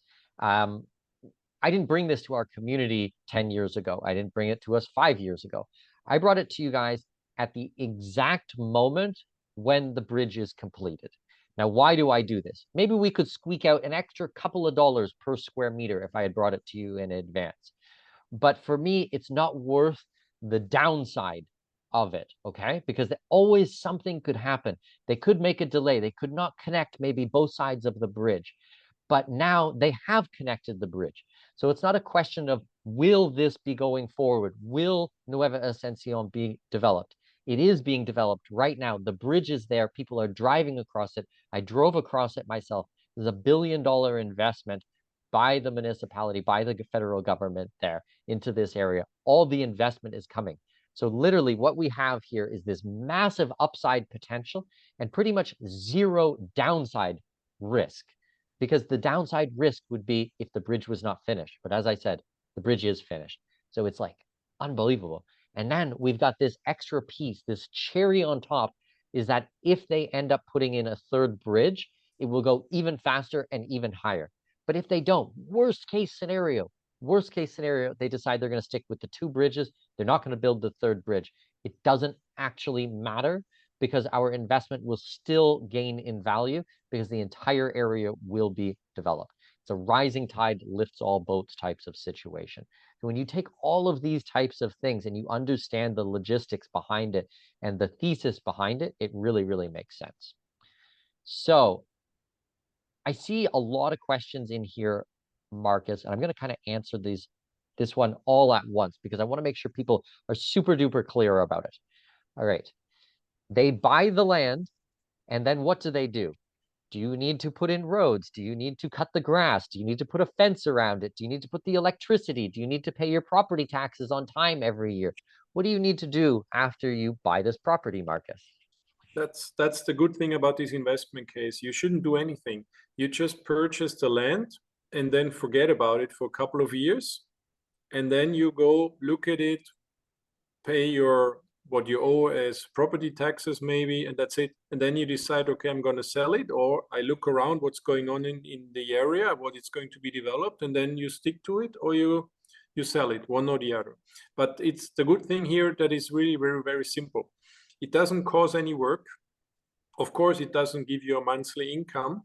It's just purchasing something, waiting a couple of years, selling it at the time with a profit. And I'm pretty confident that the return on investment is much higher than purchasing something and that has a monthly income stream or something. Of course, this is only possible if you don't depend on the monthly income. But to your question, absolutely nothing. It's super, super simple and it doesn't produce any work at all. You just purchase it and wait and see. Exactly. Think about this, guys, as a term deposit, okay? This is just a place to park money for the next 5 to 10 years, which is going to retain value and grow, all right? So instead of putting money into a bank account or putting it into some risky tech stock that you don't know what's going to happen to it, going into Nvidia and go all the way up and all the way down or something like this, just plop it in this and then sit on it and don't do anything at all. Don't even think. You don't have to cut the grass. You don't have to water it. You don't have to worry about it and put a fence around it because people are going to go on it. Don't do anything. Just come back in 5 to 10 years from now. And if it makes sense to sell, then just sell it then or wait another couple of years. All right. It is such an easy investment. All right. It's such a no-brainer one. I know as North Americans, we like to complicate things and we want to think and we want to try to manage it and do all this active type of stuff. Don't do anything. Just sit on it. It's just a place to park money for the next 5 to 10 years. That's it. Easy, easy, easy, easy peasy. Okay, what I want you guys to do, if you guys are interested, if this makes sense for you and your portfolio or your friends or your family's portfolio, what I want you to do is send us an email, expat@paam.com.py, expat@pam.com.py. Please include your Telegram number or WhatsApp number if you have one. If you don't have, just put in your telephone number and we'll send you a message or give you a call back or something like that, an SMS or a call back. But we need these two pieces of information. If possible, just put in there a dollar amount what you guys are considering investing so that Marcus can properly put together a sampling of, hey, maybe you want to do this or maybe you want to do that based on your dollar amount. All right. He's also going to be able to follow up with you with some videos If you guys want to see maps, if you want a copy of the presentation, if you want any of the research or any of the due diligence, anything that you guys want, we're going to be able to provide that for you. All right. So send us an email and we're going to take care of that. All right. You ready, Marcus, for some Q&A? Let's do some questions, okay? Let's do it. All right. Okay, so what could be built on these parcels? Is it residential or commercial? Single family homes, townhomes? Thinking about what the market in the property in 10 years when, if you do sell. Well, you can build anything at the moment because there is no regulation yet, because it's a new municipality. So there is no regulatory approval plan yet there that limits you in any way. Usually the way it works here, you can always build a house, 1, 2, 3 stories. That's not a problem.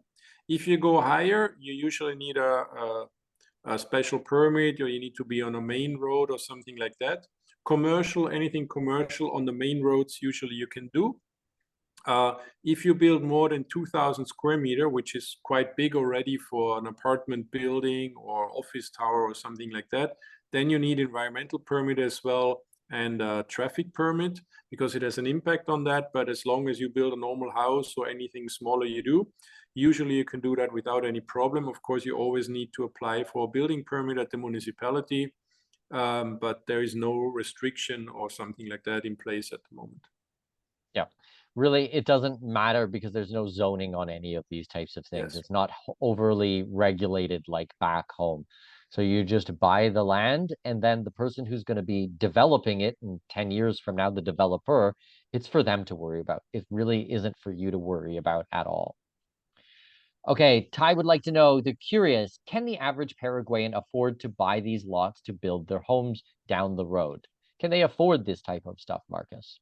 Yes, so this is also part of the reason, because we are selling a lot to the locals, or basically everything to the locals. But most of the properties, so people need to build a house and everything. What we do is like we sell them. They have the same problem with the financing. So basically, a lot of the lots we sell 10 years, 20 years financed, which also has an impact on the liquidity, which, as mentioned before, forces us to sell properties to get the money back in. But basically, we need to finance the Paraguayan locals if they purchase in the more expensive lots, if they want to build. And as long as you offer financing, everything sells off super quickly. And of course, there are a lot of locals who also have the money to purchase the lot, because still at the moment, the lots are not expensive. We're talking about maybe $15,000, $20,000 for one lot, and they build something on top of it. So it's not such a problem, especially all the government employees working right in front or in the city center. They have quite good salaries. And unfortunately, there are way too many government employees in this country, because like in all these countries, they employ a lot of people who don't, well, I wouldn't say all of them, but a lot of them are just employed to sign on and get a salary, but they are not really contributing a lot. So basically 70% of the Paraguayan income household goes into salaries, and they all work in the city center. And even the other companies, Paraguay now is investment grade. You have a lot of multinational companies here. You have local companies here that are successful. So in the capital, the salary is not that low. You need to take that average salary in the presentation into consideration, that the countryside, most of the people in the countryside have a salary below minimum wage. So basically, all the bigger salaries are paid in the capital city, because here are all the offices, here are all the big companies. Absolutely, makes sense. Okay, here's another question from Rick. He says, I must have missed the conversation. What do you think of the third bridge? Is it going to be built soon? So what's your opinion, Marcus, on the third bridge? So the third bridge was supposed to be built even before the second one. And they had everything ready, because they did all these government buildings in the old town, and there was just a bridge missing to connect on the other side. And there was some lobby and some circumstances why they kind of last minute decided to not build the third bridge and instead build the other one, the now existing second bridge, first. So, but it's there and it's in the plan. Now this bridge is open. I think it will take a couple of years, knowing the country, because now this bridge is open. A lot of stuff is going on the other side. But on a 5 to 10 year time frame, I think it's pretty likely that it will be a third bridge, because we also see that it's basically the same we saw in Bolivia. You know, it's a copy-paste situation as in Santa Cruz in Bolivia. It took about 10 years, then they duplicated the bridge, and then now they're building the second bridge in Bolivia, basically crossing the river. And here it's about the same. Now this bridge is open. It will be enough for a couple of years to absorb the traffic and everything. And in a 5 to 10 year time frame, suddenly there will be more traffic, it will be more crowded, so the pressure is going to rise. People on the other side living there, they will be the ones asking, okay, we need another one, we need another one. Right now they're not living there yet, so this was all going to change in the next couple of years. But I personally, the biggest pieces of land I still hold as a reserve are right there where the third bridge is going to come, because I strongly believe this has the biggest upside potential, because it's so low at the moment, and the chances are quite high that it will be a third bridge. And if you look at the map, at one point, sooner or later, they're just gonna need that. As long as the other side keeps developing, pressure is gonna rise and demand for a third bridge will be there. Well, my answer to this is I have $1 million or close to $1 million riding on the third bridge. Okay. I put down close to a 7-figure amount of my own capital, of my own money, on exactly this, on a third bridge coming in. If no third bridge comes in and I'm 100% wrong, it doesn't matter. Mine will still go up. It will just go up in value slightly slower. And if it comes in, then I've really hit the jackpot on this one. But I've put in close to a 7-figure amount of my own money on the realization of a third bridge. So that's my chips on the table for this one. Okay, Gert would like to know, when reselling in 5 to 10 years from now, what's the taxation on capital gains? Markus, please explain a little bit the difference between capital gains in these countries and transfer taxes. So what we have here at the moment for real estate sales, there is no capital gains tax. There is a 2.4% all-in flat tax on the sales price that includes everything. There is no additional VAT, there's nothing. There's just a 2.4% tax that is withheld by the notary, and the notary pays that to the government. So that's it. Exactly. So 2.4%. That's much better than 15, 20, depending where you live. I mean, capital gains tax. Ivan asks, isn't there a risk of flooding in this region? How much does it cost to use the bridge? Okay, 2 separate questions. Okay. The flooding, so of course, if you are right at the riverbank, you're right there where the water is. There's always, the river is going up and down. At the moment, it's very dry. It also had years where the water was going up a little bit further up. Now there's so much land refilling going on in the region. Basically, the river is getting deeper, deeper, and deeper. And basically, everybody's taking out all the material out of the river that is available there. So the river is now 10, 15, 20 meters deep in some areas, because we need all the sand and everything to put it in the different projects. Of course, you can always have a natural disaster or something like that. I personally believe the risk is pretty low. We never had in any of our lands, we had a flooding problem. Even I've seen years where the river had flooding regions, but this is the land that is very close to the river and not a little bit further away. Of course, if you're right at the river bank, you always need to have some contention wall or some sort of protection. In those lands we are talking about right now, they don't usually need that or have that. Of course, everybody can decide, okay, I feel more safe if I put another half a meter or a meter of sand below my construction, whatever, you are free to do that. It's not so expensive, because the cubic meter of material is around $4. So it's always an issue of $4 the moment you build something, want to spend it or not. I personally, we don't do it, because we have seen the region, we've studied the region, and we feel pretty safe with all that stuff. And especially now with the new infrastructure projects that are coming along, they are basically building better. Because if they do this coastal road, the same they did in Asunción, basically blocks the river to the other side. It's the normal development of a city construction building area, and especially in the next 5 to 10 years, they're definitely going to do that, because imagine there are thousands or 50 or 100,000 people living on the other side. and everybody gets flooded. So this is completely impossible, unacceptable. So definitely there will be some infrastructure measures for that as well. And they're already doing it because they're building these new big roads, and they're basically all designed for that. About the cost at the moment, it costs around $1.30. Basically, that's the toll if you cross the bridge. I see. And Ivan, this is a really good question about the flooding because it is something that people need to look at. But from our side, as investors in the land, it actually is not relevant to us because we're not the builders, we're not the developers. If it floods in the rainy season at one point, what does it matter? You know, it's going to dry out a couple of weeks later or a month later, and our land will still be there. It's still titled property, okay? This is not going to be reclaimed or anything like that by the river. So, and any of the properties we're doing is still, it's not right on the river. You're still a little bit further back. But we're not suggesting that you buy here and then build something on this, or you put in any type of infrastructure. You just buy and you're going to sell it to a developer or someone else down the road, and then they need to deal with these types of things. Make sense? Okay, Angela says, if we purchased a small lot valued at, say, 10,000 or 15,000, who do you see the eventual buyer being in 5 to 10 years? What could a lot of that size be used for?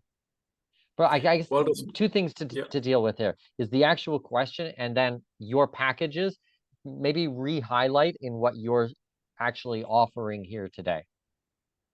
So the lot size comes down that a lot of people don't know what a square meter is here, because Paraguay has a very pure education when it comes to basic mathematics. And so they have a concept in their mind that is called a Paraguayan lot.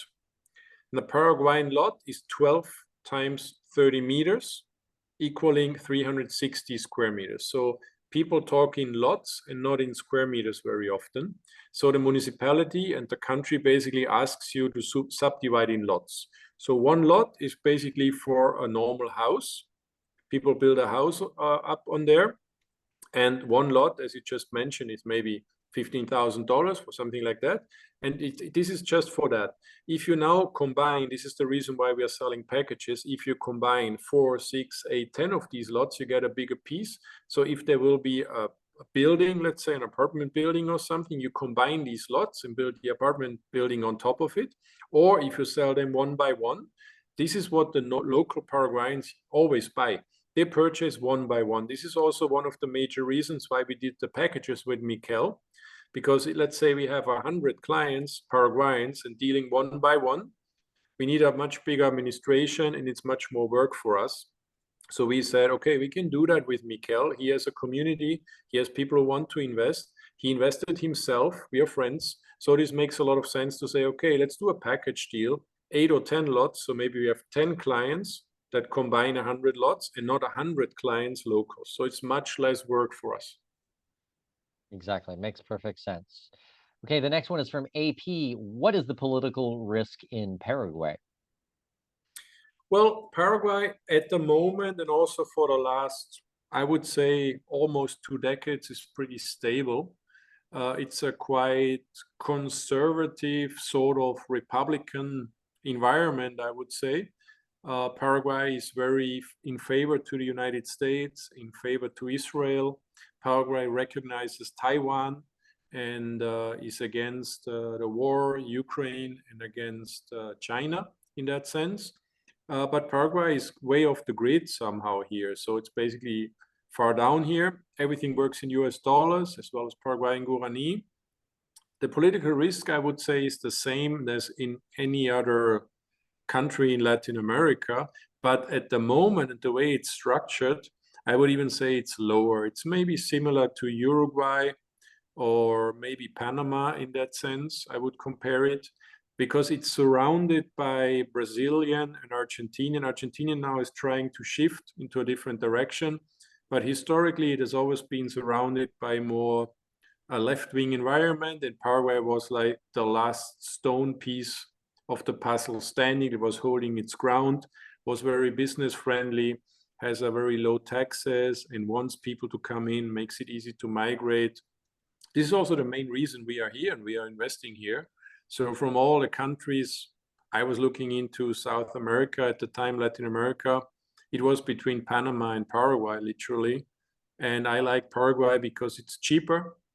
And yeah, it's very well connected here as well. The political risk, you never know in these countries, to be honest. But even, for example, we had a period here of 4 years of a left-wing president, and the economy still kept going the way it went. So there was nothing crazy, you know. There was not like Venezuela-like sort of environment or the way it was in Argentina the last couple of years. Everything went smoothly. There are big conglomerates of Paraguayan businessmen that are basically controlling that have a big influence, and everybody has a lot of interest that money is coming in because they did a lot of groundwork for to get these investment grade status they have right now, and they really want to build on that. So now more and more big projects are coming in, multinational companies are coming in, and they're going straight forward into that direction. Perfect. Yeah, it's a very interesting dynamic when you look at a country like this, that all the neighboring countries were very socialist, and this was kind of the only right-leaning business-friendly environment. And now with getting the investment grade rating and now tons more money coming in, it really is like the best time to invest here. Okay, I have a question from Jonathan, from Anonymous, and a couple other people. They're wanting to know what is the minimum investment amount to be able to participate in this project. Well, usually what we said is it's around $100,000, because also you have to take into consideration you're opening up a new investment for you.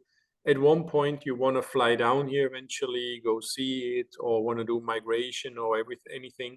So to make a very small investment as a diversification, maybe it doesn't make sense. I would say 100,000 upwards makes a lot of sense.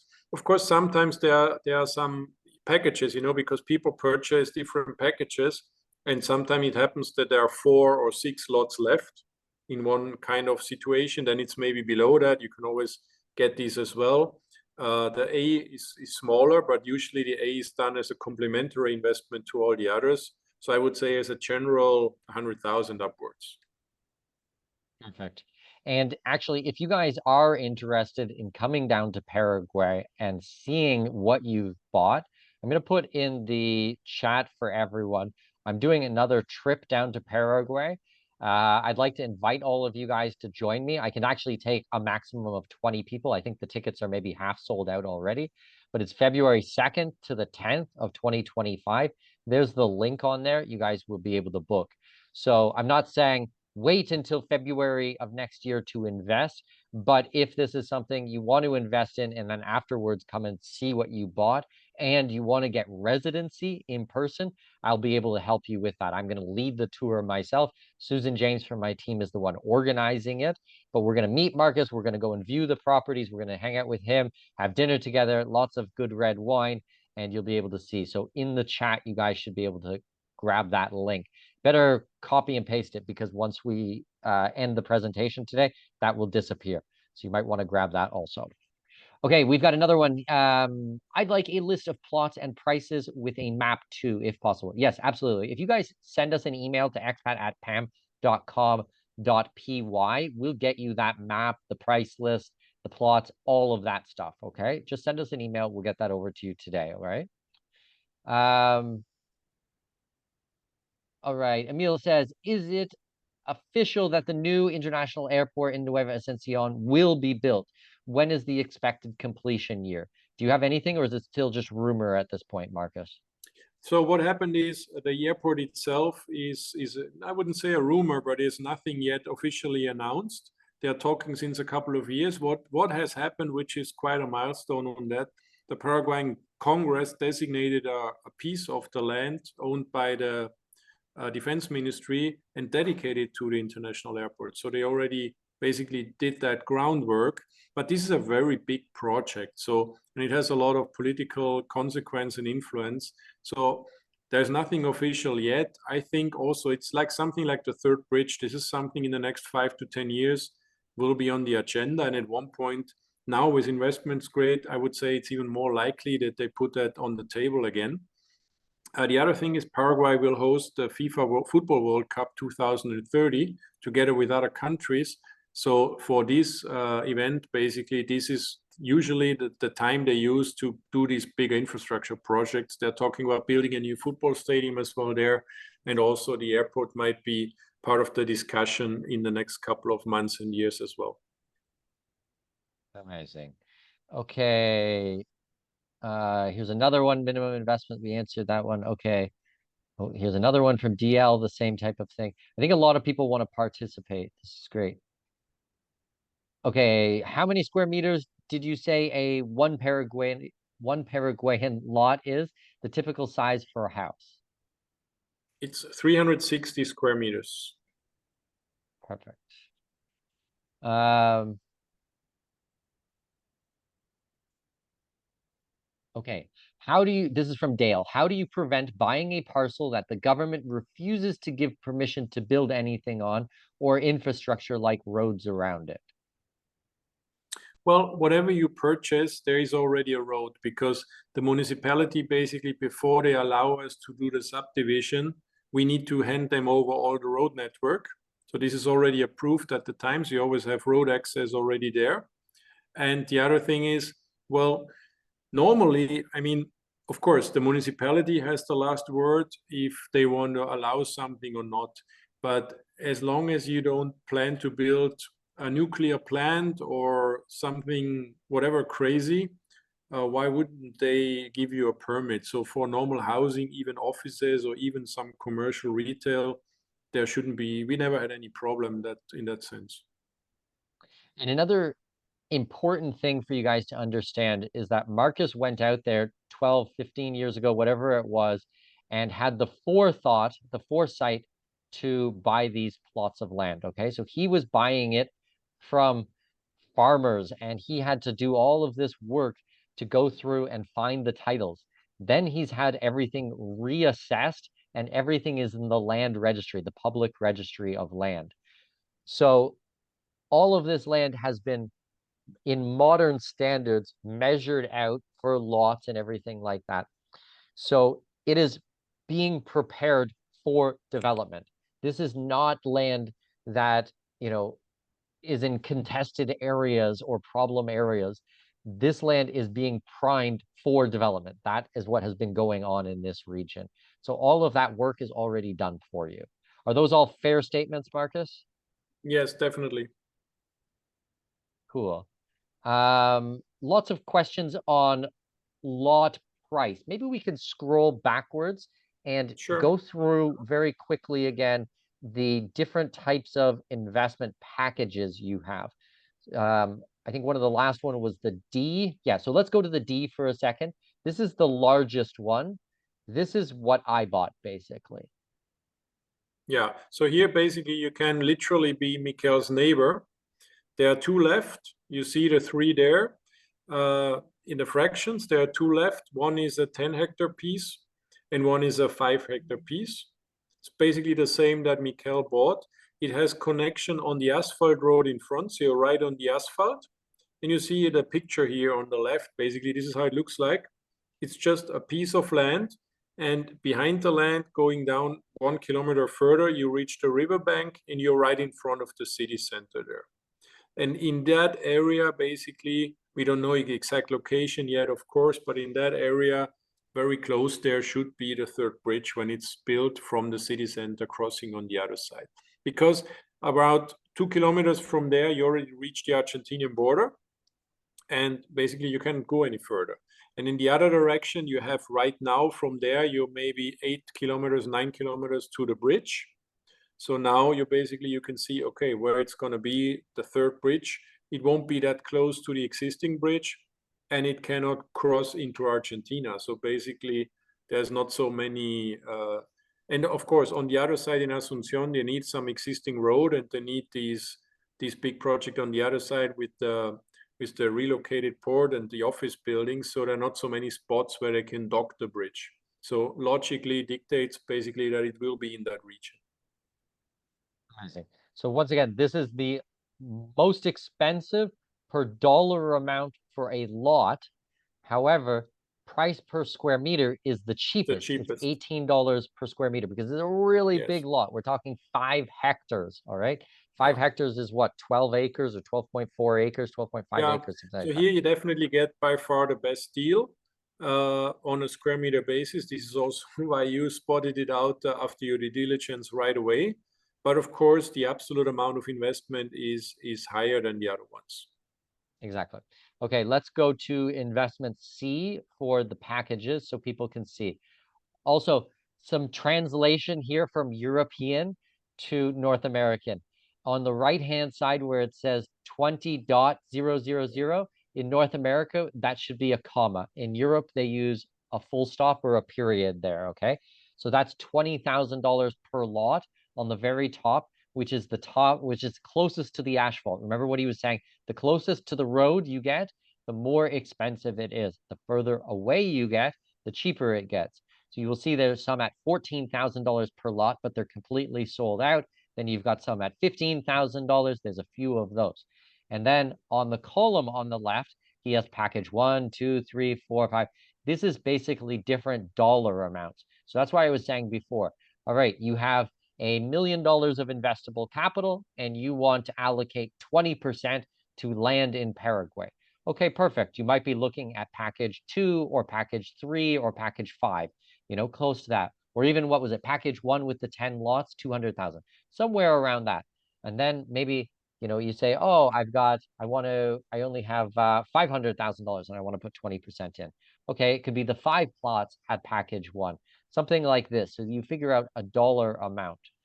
And then maybe talk us through, Marcus, the one that's a random amount at 690,000 US Well, dollars. it always Explain that comes one down to to us. the square meter price. As you remember, the D is 5 hectares. It had $18 a square meter. Here it's a bit more expensive. It's $27 a square meter because it's around almost 2.5 hectares or something like that, I think is the land size. And so it's 690,000. It's basically similar than the D investment, but a smaller plot and a smaller amount, but a higher square meter price, but still much cheaper than the small ones coming up the 360 square meter lots up there. Exactly. So, if you're a wealthier individual or a business owner or a family office or something like that, we have a lot of family offices we work with. You might want to look at, package 6 there or some of the stuff in D, pick up the 10 hectares. If you're a smaller investor and you want to just dip your toes in, minimum investment is $100,000. You might want to get the 5 plots and package 1, which is really in demand, those types of things, those smaller lots. They're very easy. Say in 5 years from now, you need a little bit of capital back. You can basically break off one, sell one lot. At that point, it won't be $15,000, $20,000 a lot. It'll be $100,000 or $140,000 a lot. You can sell one of those off, recoup your entire investment, and then let the rest of it ride for a few more years as price appreciates. And you can just sell them off one by one by one. With the larger ones, you either need to find a buyer who's going to take the entire thing, or you can subdivide them in the future when it makes sense and start breaking those off. But you'd probably want to do that once again in 5 to 10 years from now. Okay, so that's investment C. Let's go backwards another slide, Marcus. Again, here we go. Okay, so B, walk us through the B investment. Well, the B is, I showed you just the image that came in like half an hour ago before our presentation in the end, which is from Lago Grande, the new 3,000 lots land development that I'm going to launch next year. And this is right next there. It's a small piece that is left, basically. I think it's 80 lots in total. We put it in. Here you see the red arrow basically there saying it's the access to Lago Grande. And basically it's right there where the access point is, the entrance to Lago Grande. So therefore, this is right there in the middle of Nueva Asunción. And but this is something, because it is basically just brand new, we put it in there. Now we're starting working on it's called a mensura judicial, which basically the Paraguayan court does the measurements and everything. It's a legal procedure that takes 1 to 2 years. So I can sell that, of course, in a private contract, but it will take 1 year or something to get the land title. So it depends if somebody feels comfortable with that or not. But I just tell you, in case you can buy that, no problem. It's quite cheap as well, actually, considering the location. But I don't have the land title ready there. This is the only one that doesn't have the land title because all the others are already on sale, and this is brand new. Makes sense. And then is there one more, an investment A? Then there is investment A, which is complementary. This is a bit further out, and it is there are 3 or 4 packages left, and it's complementary basically to all the others because it's further out and it has a far lower price per square meter as well. Amazing. So with this one, guys, think about it as I said before. All right, you want to allocate $100,000, $200,000, $400,000, $1 million, whatever that number is, get that number kind of straight in your head, and then he'll be able to find you a good property that's going to match that. If it's a little bit shy of what you want to invest, then you can add in, one of the packages, package 1 in investment A. Like say, for example, you purchased a plot in another one and it was $170,000 and you wanted to get it closer to 200, then you would be able to add in a couple like this. But really, it's not worth it to do the investment, and it's not worth Markus's time if you're only going to invest $36,000. It's just too much paperwork, too much stuff going on. So this is an add-on to get you to a dollar amount that you feel comfortable with investing in. Okay. I think that's all clear.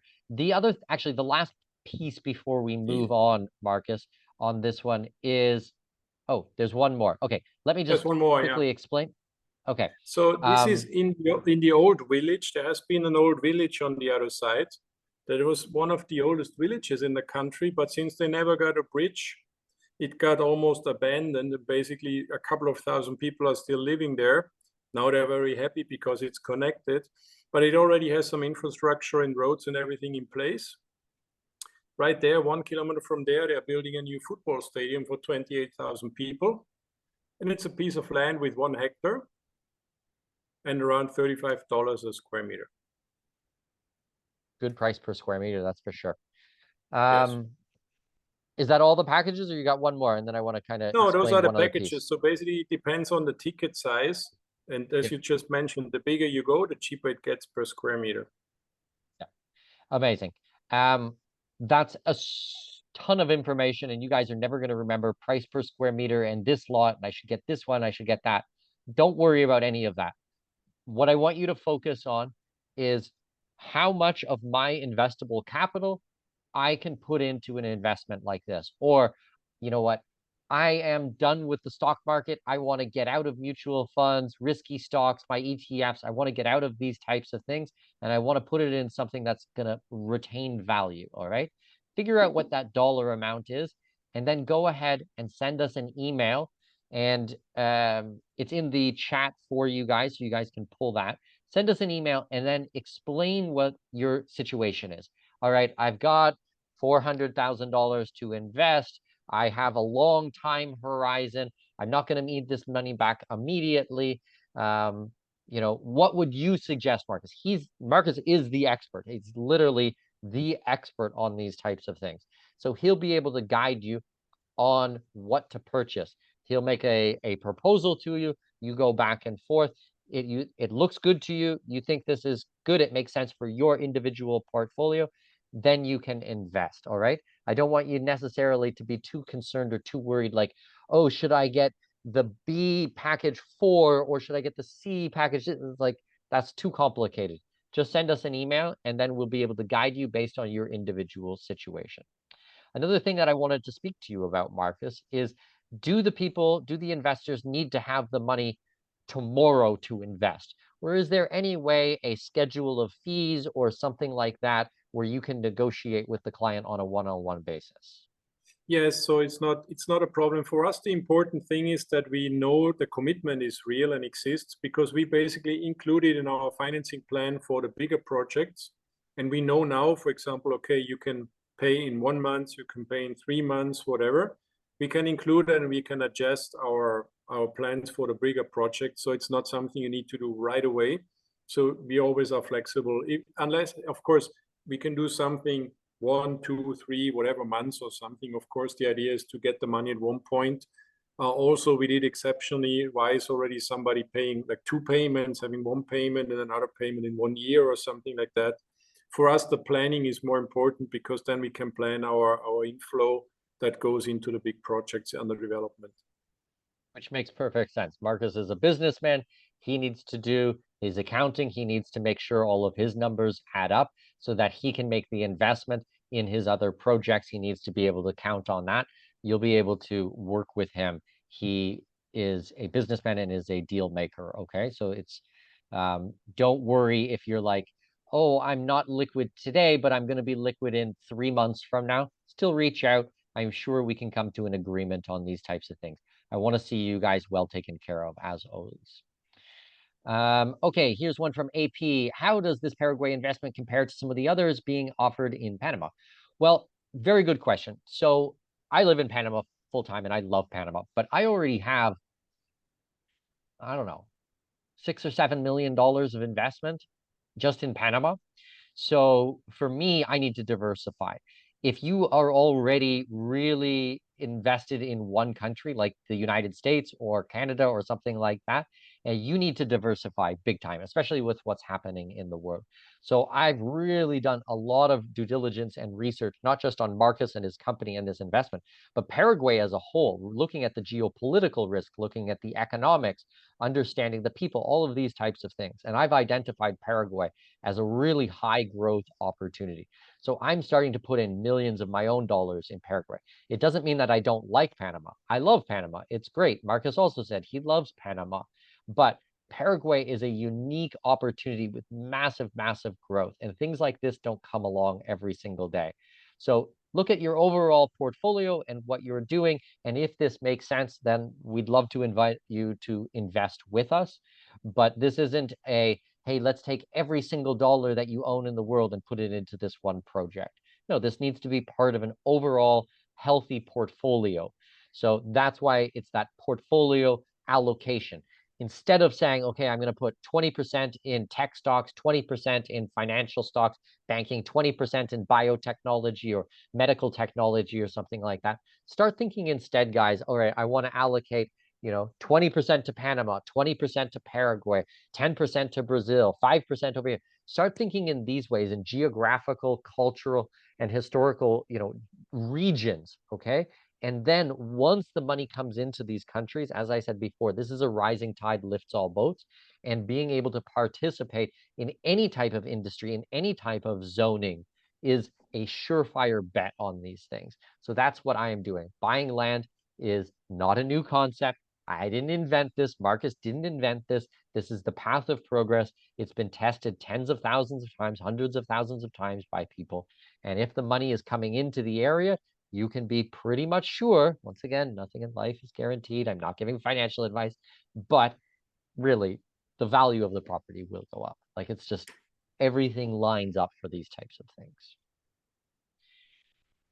Oh, here's a great one. Dale wants to know what organization determined Paraguay is investment grade? Do you want to talk us through the recent grading and the articles that came out? Sure. So basically, you have the big rating agencies, Standard & Poor's, Moody's, and the others. So basically, one of those already decided now Paraguay is investment grade. So what happens is now you need 2 investment grade ratings, basically for bigger projects and for bank financing to be approved. We have one already now, which was the biggest step. It took several years. They were talking in several years, they were expecting to get it, and now they finally got it. And usually what happens is when you got one, the other one is coming right behind. And so we are waiting for the second one to give the investment grade rating as well. But it's basically only the big rating agencies that decide if you're investment grade or not. This has to do with the economic growth, with the prospect, with the formality of the country and what you do in the country to make it more formal. For example, all the anti-money laundering prevention measures they are doing are part of it. Having less cash and more wire transfer, electronic invoicing now is in Paraguay. I think we have all our invoices are now electronic.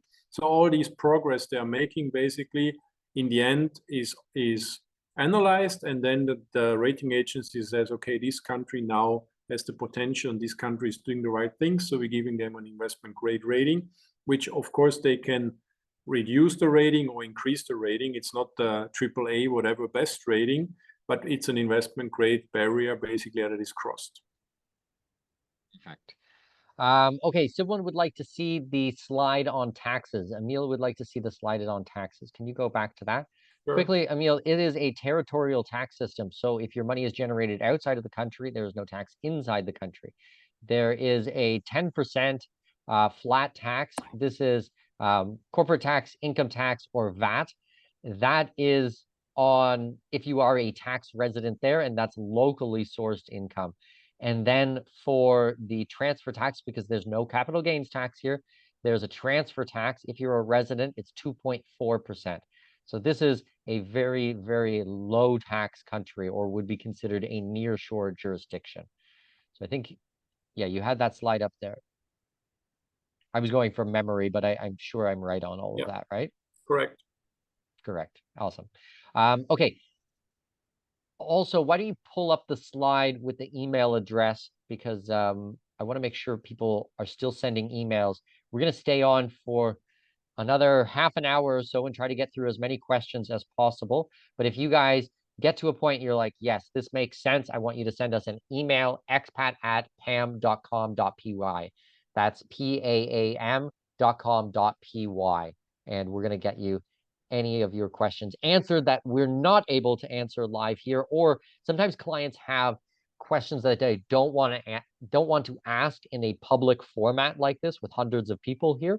So if you feel that you want to ask the question more privately, then send it over to us and we'll get you the answer on that as well.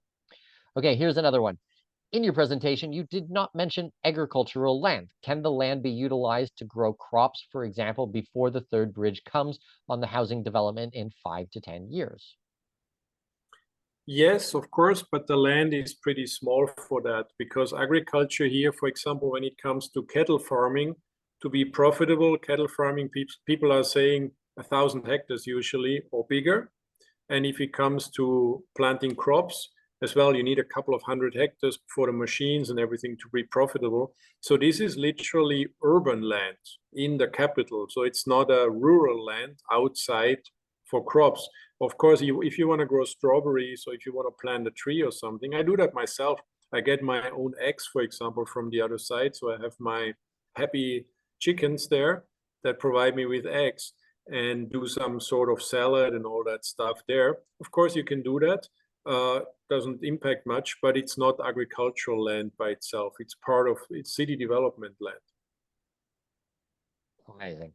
Ludger would like to know how difficult it is it to get money into Paraguay? Well, it's pretty simple, because you do a normal bank transfer. That it all depends on your documentation.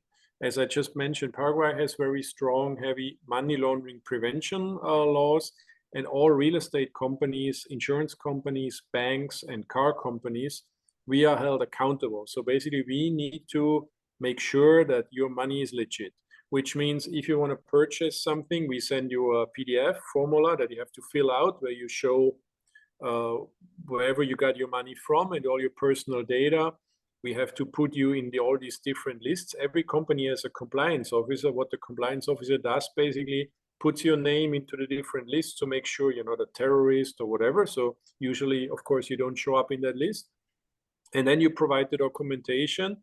We need to translate the documentation. Usually you can send it in English. We translate it here, and we have it in Spanish, and that we have to give to the bank here. And usually, I think nowadays, even if you want to send money to Paraguay from your bank, from your side, I assume they would also ask you to show the contract, where you use the money for, what you purchased, and give them the documentation. This is why we need the signed contract, and we need also the copy of your passport and all the documentation. But if everything is in order, it's pretty easy. So we never had a major problem on that side so far. So it's a normal bank wire transfer. It all comes down to the documentation. This is a legitimate investment. We will make sure that all the paperwork is correct from Markus's side. You fill out the requirements for the KYC, the AML, and you won't have any problem with it. Okay, Markus, we got quite a few questions. I think we've got 26 open questions. We're gonna go through these a little bit faster here. Okay. let's see, what's a good one here? I just hopped on the call. Will there be a replay of this presentation sent out? Yes, I'm going to send out a replay once we've had a chance to render it. I am at the Marriott in what country am I in? I'm in the Balkans right now. I'm in North Macedonia. I had to think for a second there. I'm in North Macedonia. So I'm not sure how long this will be able to take me to render it and put it online for you guys. Give me 24 hours, something like that. I'm driving out tomorrow to, I'm not even sure, another country. We're doing 10 countries at the moment. So once it goes out, feel free to send it out to colleagues, friends, family members, business partners, anything like that that you want to send it out to. I have no problem with that. Just understand that I'll probably only leave the presentation live for maybe a week, maybe 2 weeks, something like that. So if you want to watch the recording or you want a friend and family member to watch the recording, they better do it sooner rather than later, because I'm going to pull this down and then I will put it locked away only for hub members and private clients. That's just the way it works. Okay, John says, good presentation. Thanks. Thanks, John. Okay. Sarah wants to know, do you have to have Paraguayan residency to resell the property? No, you don't, but you get the tax advantage once you do. So I would always recommend if you purchase it, I mean, you have time, 5 years, but it makes sense to make the Paraguayan residency at one point. This is usually, it's not expensive. Remember, Mikael, you did it yourself. It's pretty easy Less and than you can maybe explain the $2,000. Yeah, process. Yeah. exactly.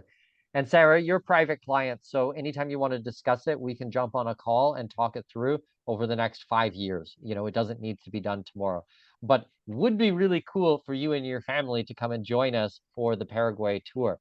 I think you'd really have fun, and it'd be cool to see you again and spend some time with you and the kids and everything like that. So maybe consider that, and then we could get your residency at the exact same time. Okay, here is another question. What is Bosque Sonado? Sonado. Bosque Soñado is the expansion of Bosque Lago, which is the phase 2 that we already now put into the map, but we didn't even launch it officially yet because I want to continue building Bosque Lago and finish a bit more the project so we can do the launch on site over there. So maybe early next year we're going to launch that. It's a gated community, part of Bosque Lago for bigger land plots and houses.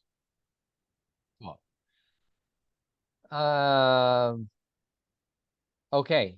What are the chances of some of the land across from the final bridge getting acquired by the government when they decide where the bridge will go? Interesting question. Well, I don't see that happening because it's privately titled land. So what usually happens is once they decide where the bridge is going to be, since their land's already sold, they're going to connect with one of the existing roads. Of course, right at the riverbank where the bridge is going down, they definitely will expropriate this piece of land for the bridge, for the pillar, for the bridge pillars and all that stuff, which is a normal part of the process. But they pay, even there, they pay the average price of the last 5 years. For example, that happened to me where the second bridge is, I got expropriated a little bit. I was the first one to sign because I was very happy about the expropriation there, because it means the bridge is arriving, so it doesn't really impact in a negative way. Yeah, and when he says the word expropriate, he's not really meaning expropriate. That has a connotation of just taking. This is they're going to buy Okay. it from you. They have to pay Sorry, for my it. English. Yeah, Yes. no problem. No problem. I just don't want to scare people. Paraguay does not Yeah. have a history of expropriating land, and there's nothing to No. state that they would be taking land from you. Also, No. consider that any of the investments, like where I bought in D, it's still a kilometer back. So the pillars for the bridge, it's not going to be right there anyways. Yes. And if they want to buy the land at fair market value, cool. I will take the capital. Absolutely. All right. Gert would like to know, is financing possible? If so, how much percentage would be needed to pay upfront? Well, usually these pieces of lands that we're selling off here is we don't do a lot of financing there. Of course, you can do a down payment and then a second payment, it doesn't make sense to have a financing like monthly payments or something like that, because the wire fees for the bank transfers and everything would make it more complicated. And also we need to invoice month by month and everything. So we can do a down payment and a second payment or something like that, no problem, but not regular financing. Perfect. I'm going to scroll back up here and see if we can get some of the other questions that I missed before. We did that one.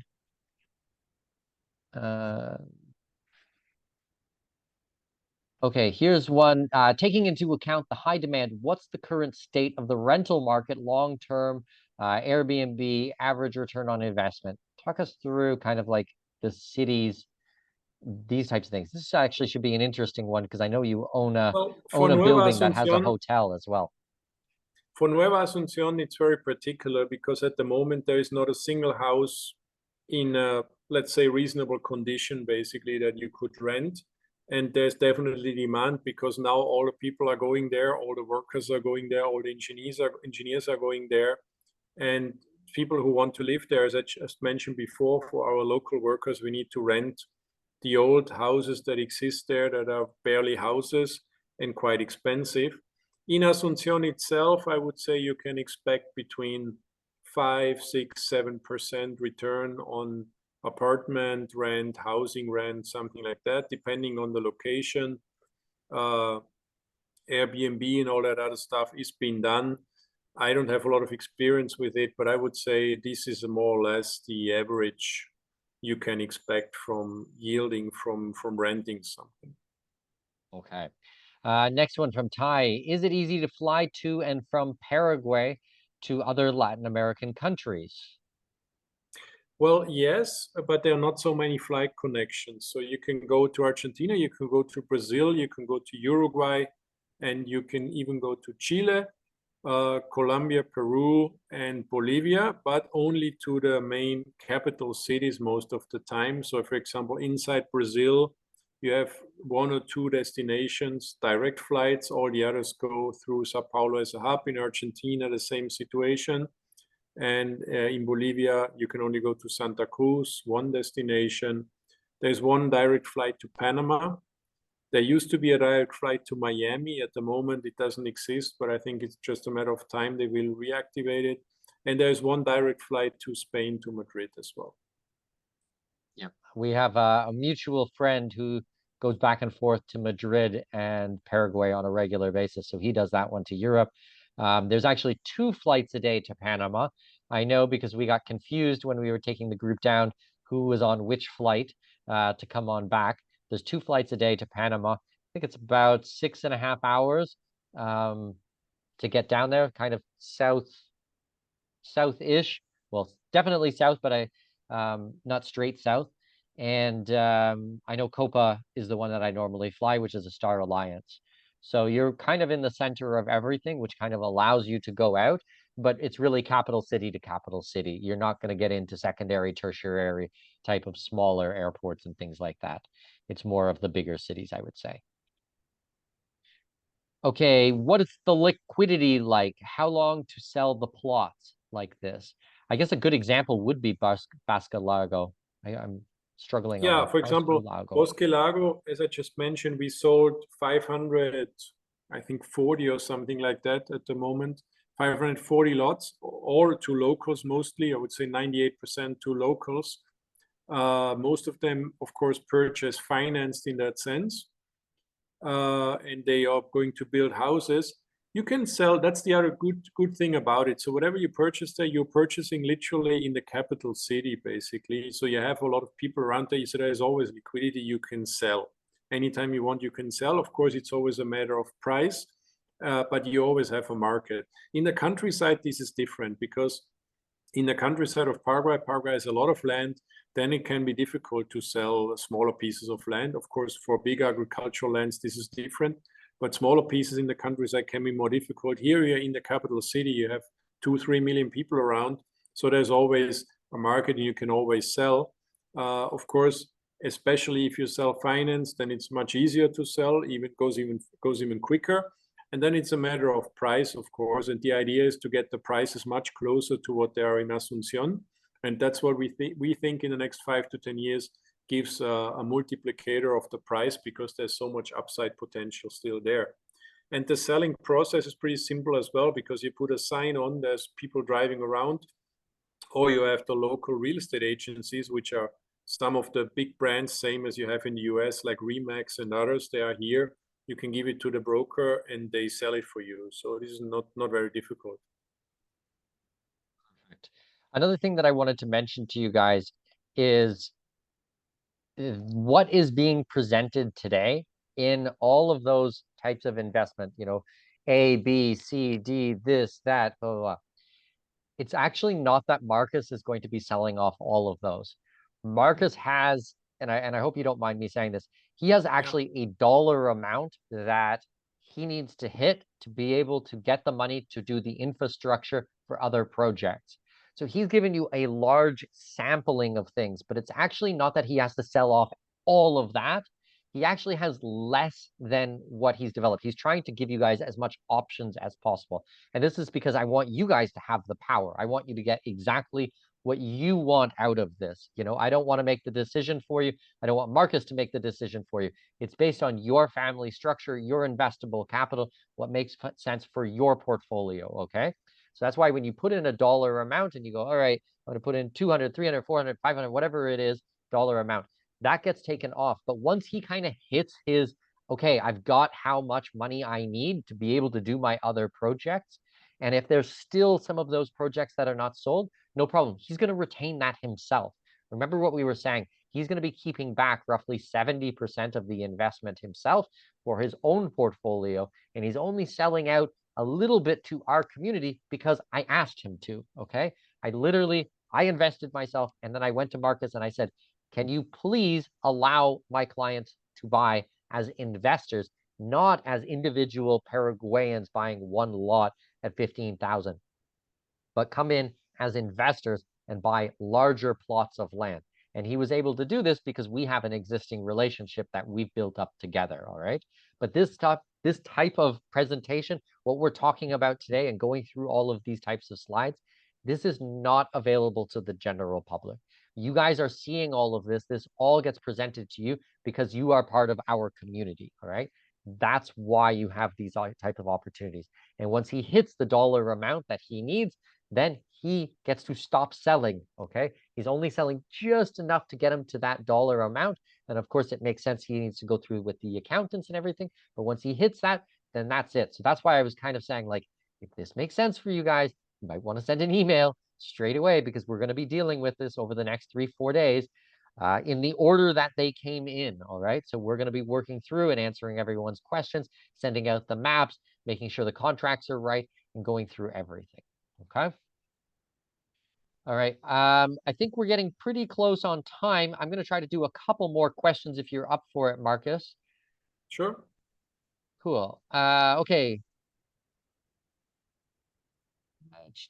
Let's find some good ones in here. Some of the questions, by the way, if I didn't read out your name and read your question verbatim, that's because I feel like we've probably already answered it in the presentation, or we answered it in someone else's question. So I just want to kind of see if there's anything new in here that we haven't tackled already. Okay. Does this investment make it eligible for residency, and is there a minimum investment needed? So there is no investment required to get residency. There is differences in residency if you want to invest, but it's kind of a new thing. I've applied for my residency when I was there in May. It was a very easy process. I came down with my clean criminal record check and my apostilled birth certificate. Both were apostilled. Markus set me up with a notary. We signed a power of attorney. I went down and did my fingerprints for Interpol. I was searching for the word for Interpol. I came back 3-4 days later. We went to immigration. We made the application. It is super easy. It's not required to do residency to do this investment, but on the tail end, when you go to sell it, you're going to be able to sell it for a lower transfer tax. So it's 2.4% if you are a resident, and it's a doubling, correct, Markus? It's 4.8% if you're a non-resident. correct? A little bit less. I think it's a little bit less, but yeah, in that range. In that range, somewhere around there. Once again, the nice thing is you don't need to decide on the residency right now. You can do the residency, say 6 months or a year before you want to sell it and still take advantage of that. But if you want to get residency in Paraguay, then if you guys go to the chat, it's the February dates. I'm going to take a group of 20 people down there in person. I'm going to lead the tour myself. It's February 2nd to the 10th, 2025. The link is there. If you guys want to get residency, you can sign up. We're going to do the tour. We're going to visit with Markus. We're going to go and see the land. We're going to go up the 11th story. Hopefully this time the elevator worked. The first time I went there, the elevator worked. The second time the elevator did not work. So we had to walk up the 11 stories, but it was okay. The view was worth it. I think we've got about 10 spots left. Obviously, hub members, private clients, first class members get preferential treatment. If you guys want to come on the trip, you got first dibs.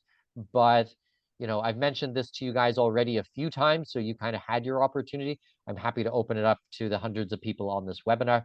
You guys can go and sign up for that tonight, and then I will help you get your residency. There is an additional cost for the legal fees, but figure around the $1,500, $2,000 mark for residency, somewhere around that amount. That's an all-in price. Okay.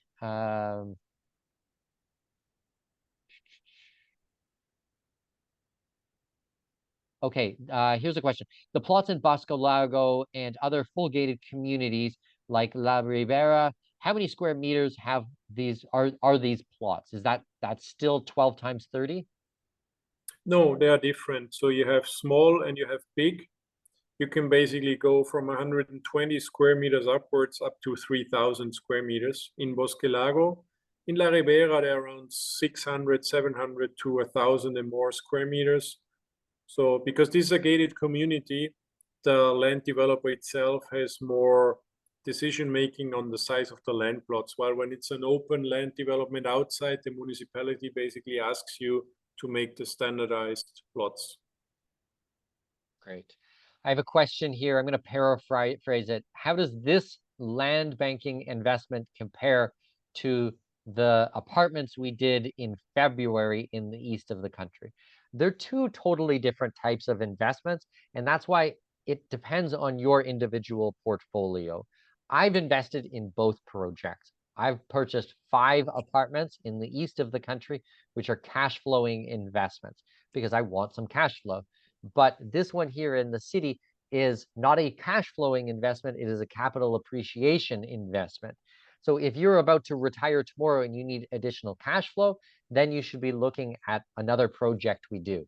If you don't want cash flow because it's going to be a taxable event for you, say for example, if you're an American or you're a Canadian tax resident and it's going to be added to your ordinary income and you want to push off that type of taxable event, then maybe something like this makes a lot more sense. Or if you want to participate in a gifting strategy, you want to give away wealth to your kids or to your spouse or to a family member or something like that so that you can lower your taxable income, then this might want to work. If you want to just, you know, make a large capital appreciation because you're sitting on capital right now and you just need to park it somewhere, this might make sense. Or maybe you have a high paying job and you don't need any additional income, but you want to retire in 5 to 10 years from now. Something like this might make sense. So there's different types of investments I do for different type of client needs. Not everything is the same. You know, different strokes for different folks. Everything I try to do slightly different. I don't want to just, you know, repeat what I have already shown you guys. So I'm literally skewering, that's not the right word, scouring the globe for you right now, looking for investments. That's what I'm doing over here in the Balkans. At the moment, I haven't found anything yet. I've been at this for 3 weeks now. I will continue until hopefully I find something, but if I don't, never mind. Thank God we've got Paraguay and Panama and a couple of the other projects that we've identified, because these have been really, really profitable investments for everybody participating. Okay. Dale would like to know, how would you describe the Paraguay economy and how a worldwide recession might affect Paraguay?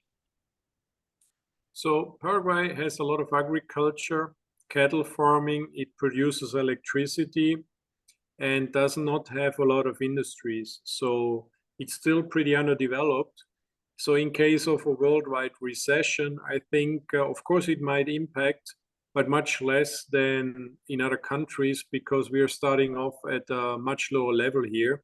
So we would not fall as far, because we are pretty much at the bottom, basically, in Paraguay compared to the United States or Europe.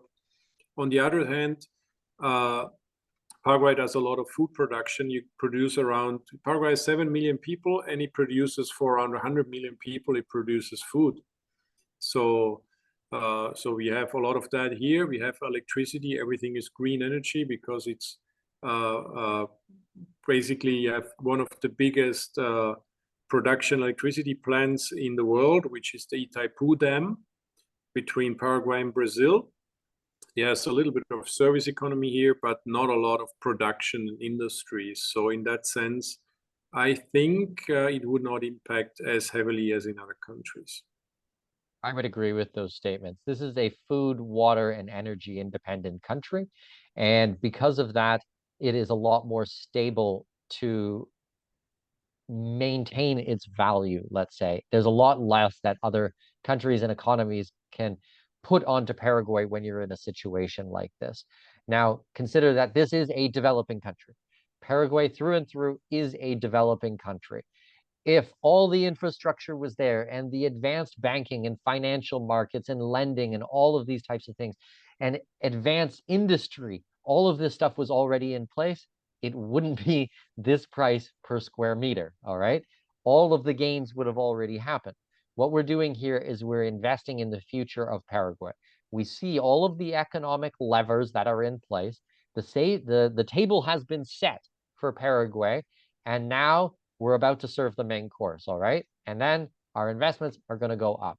So this is not, we shouldn't see the same type of recession you would in a high debt, high leveraged country like the United States or Great Britain or France or any of these types of countries, okay? More of a cash economy, more of an agricultural and exporter type of country, food, water, and energy independent. And then I think it's going to weather it a lot better. But I think the good years of Paraguay are ahead of us, not behind us, like in the Western world.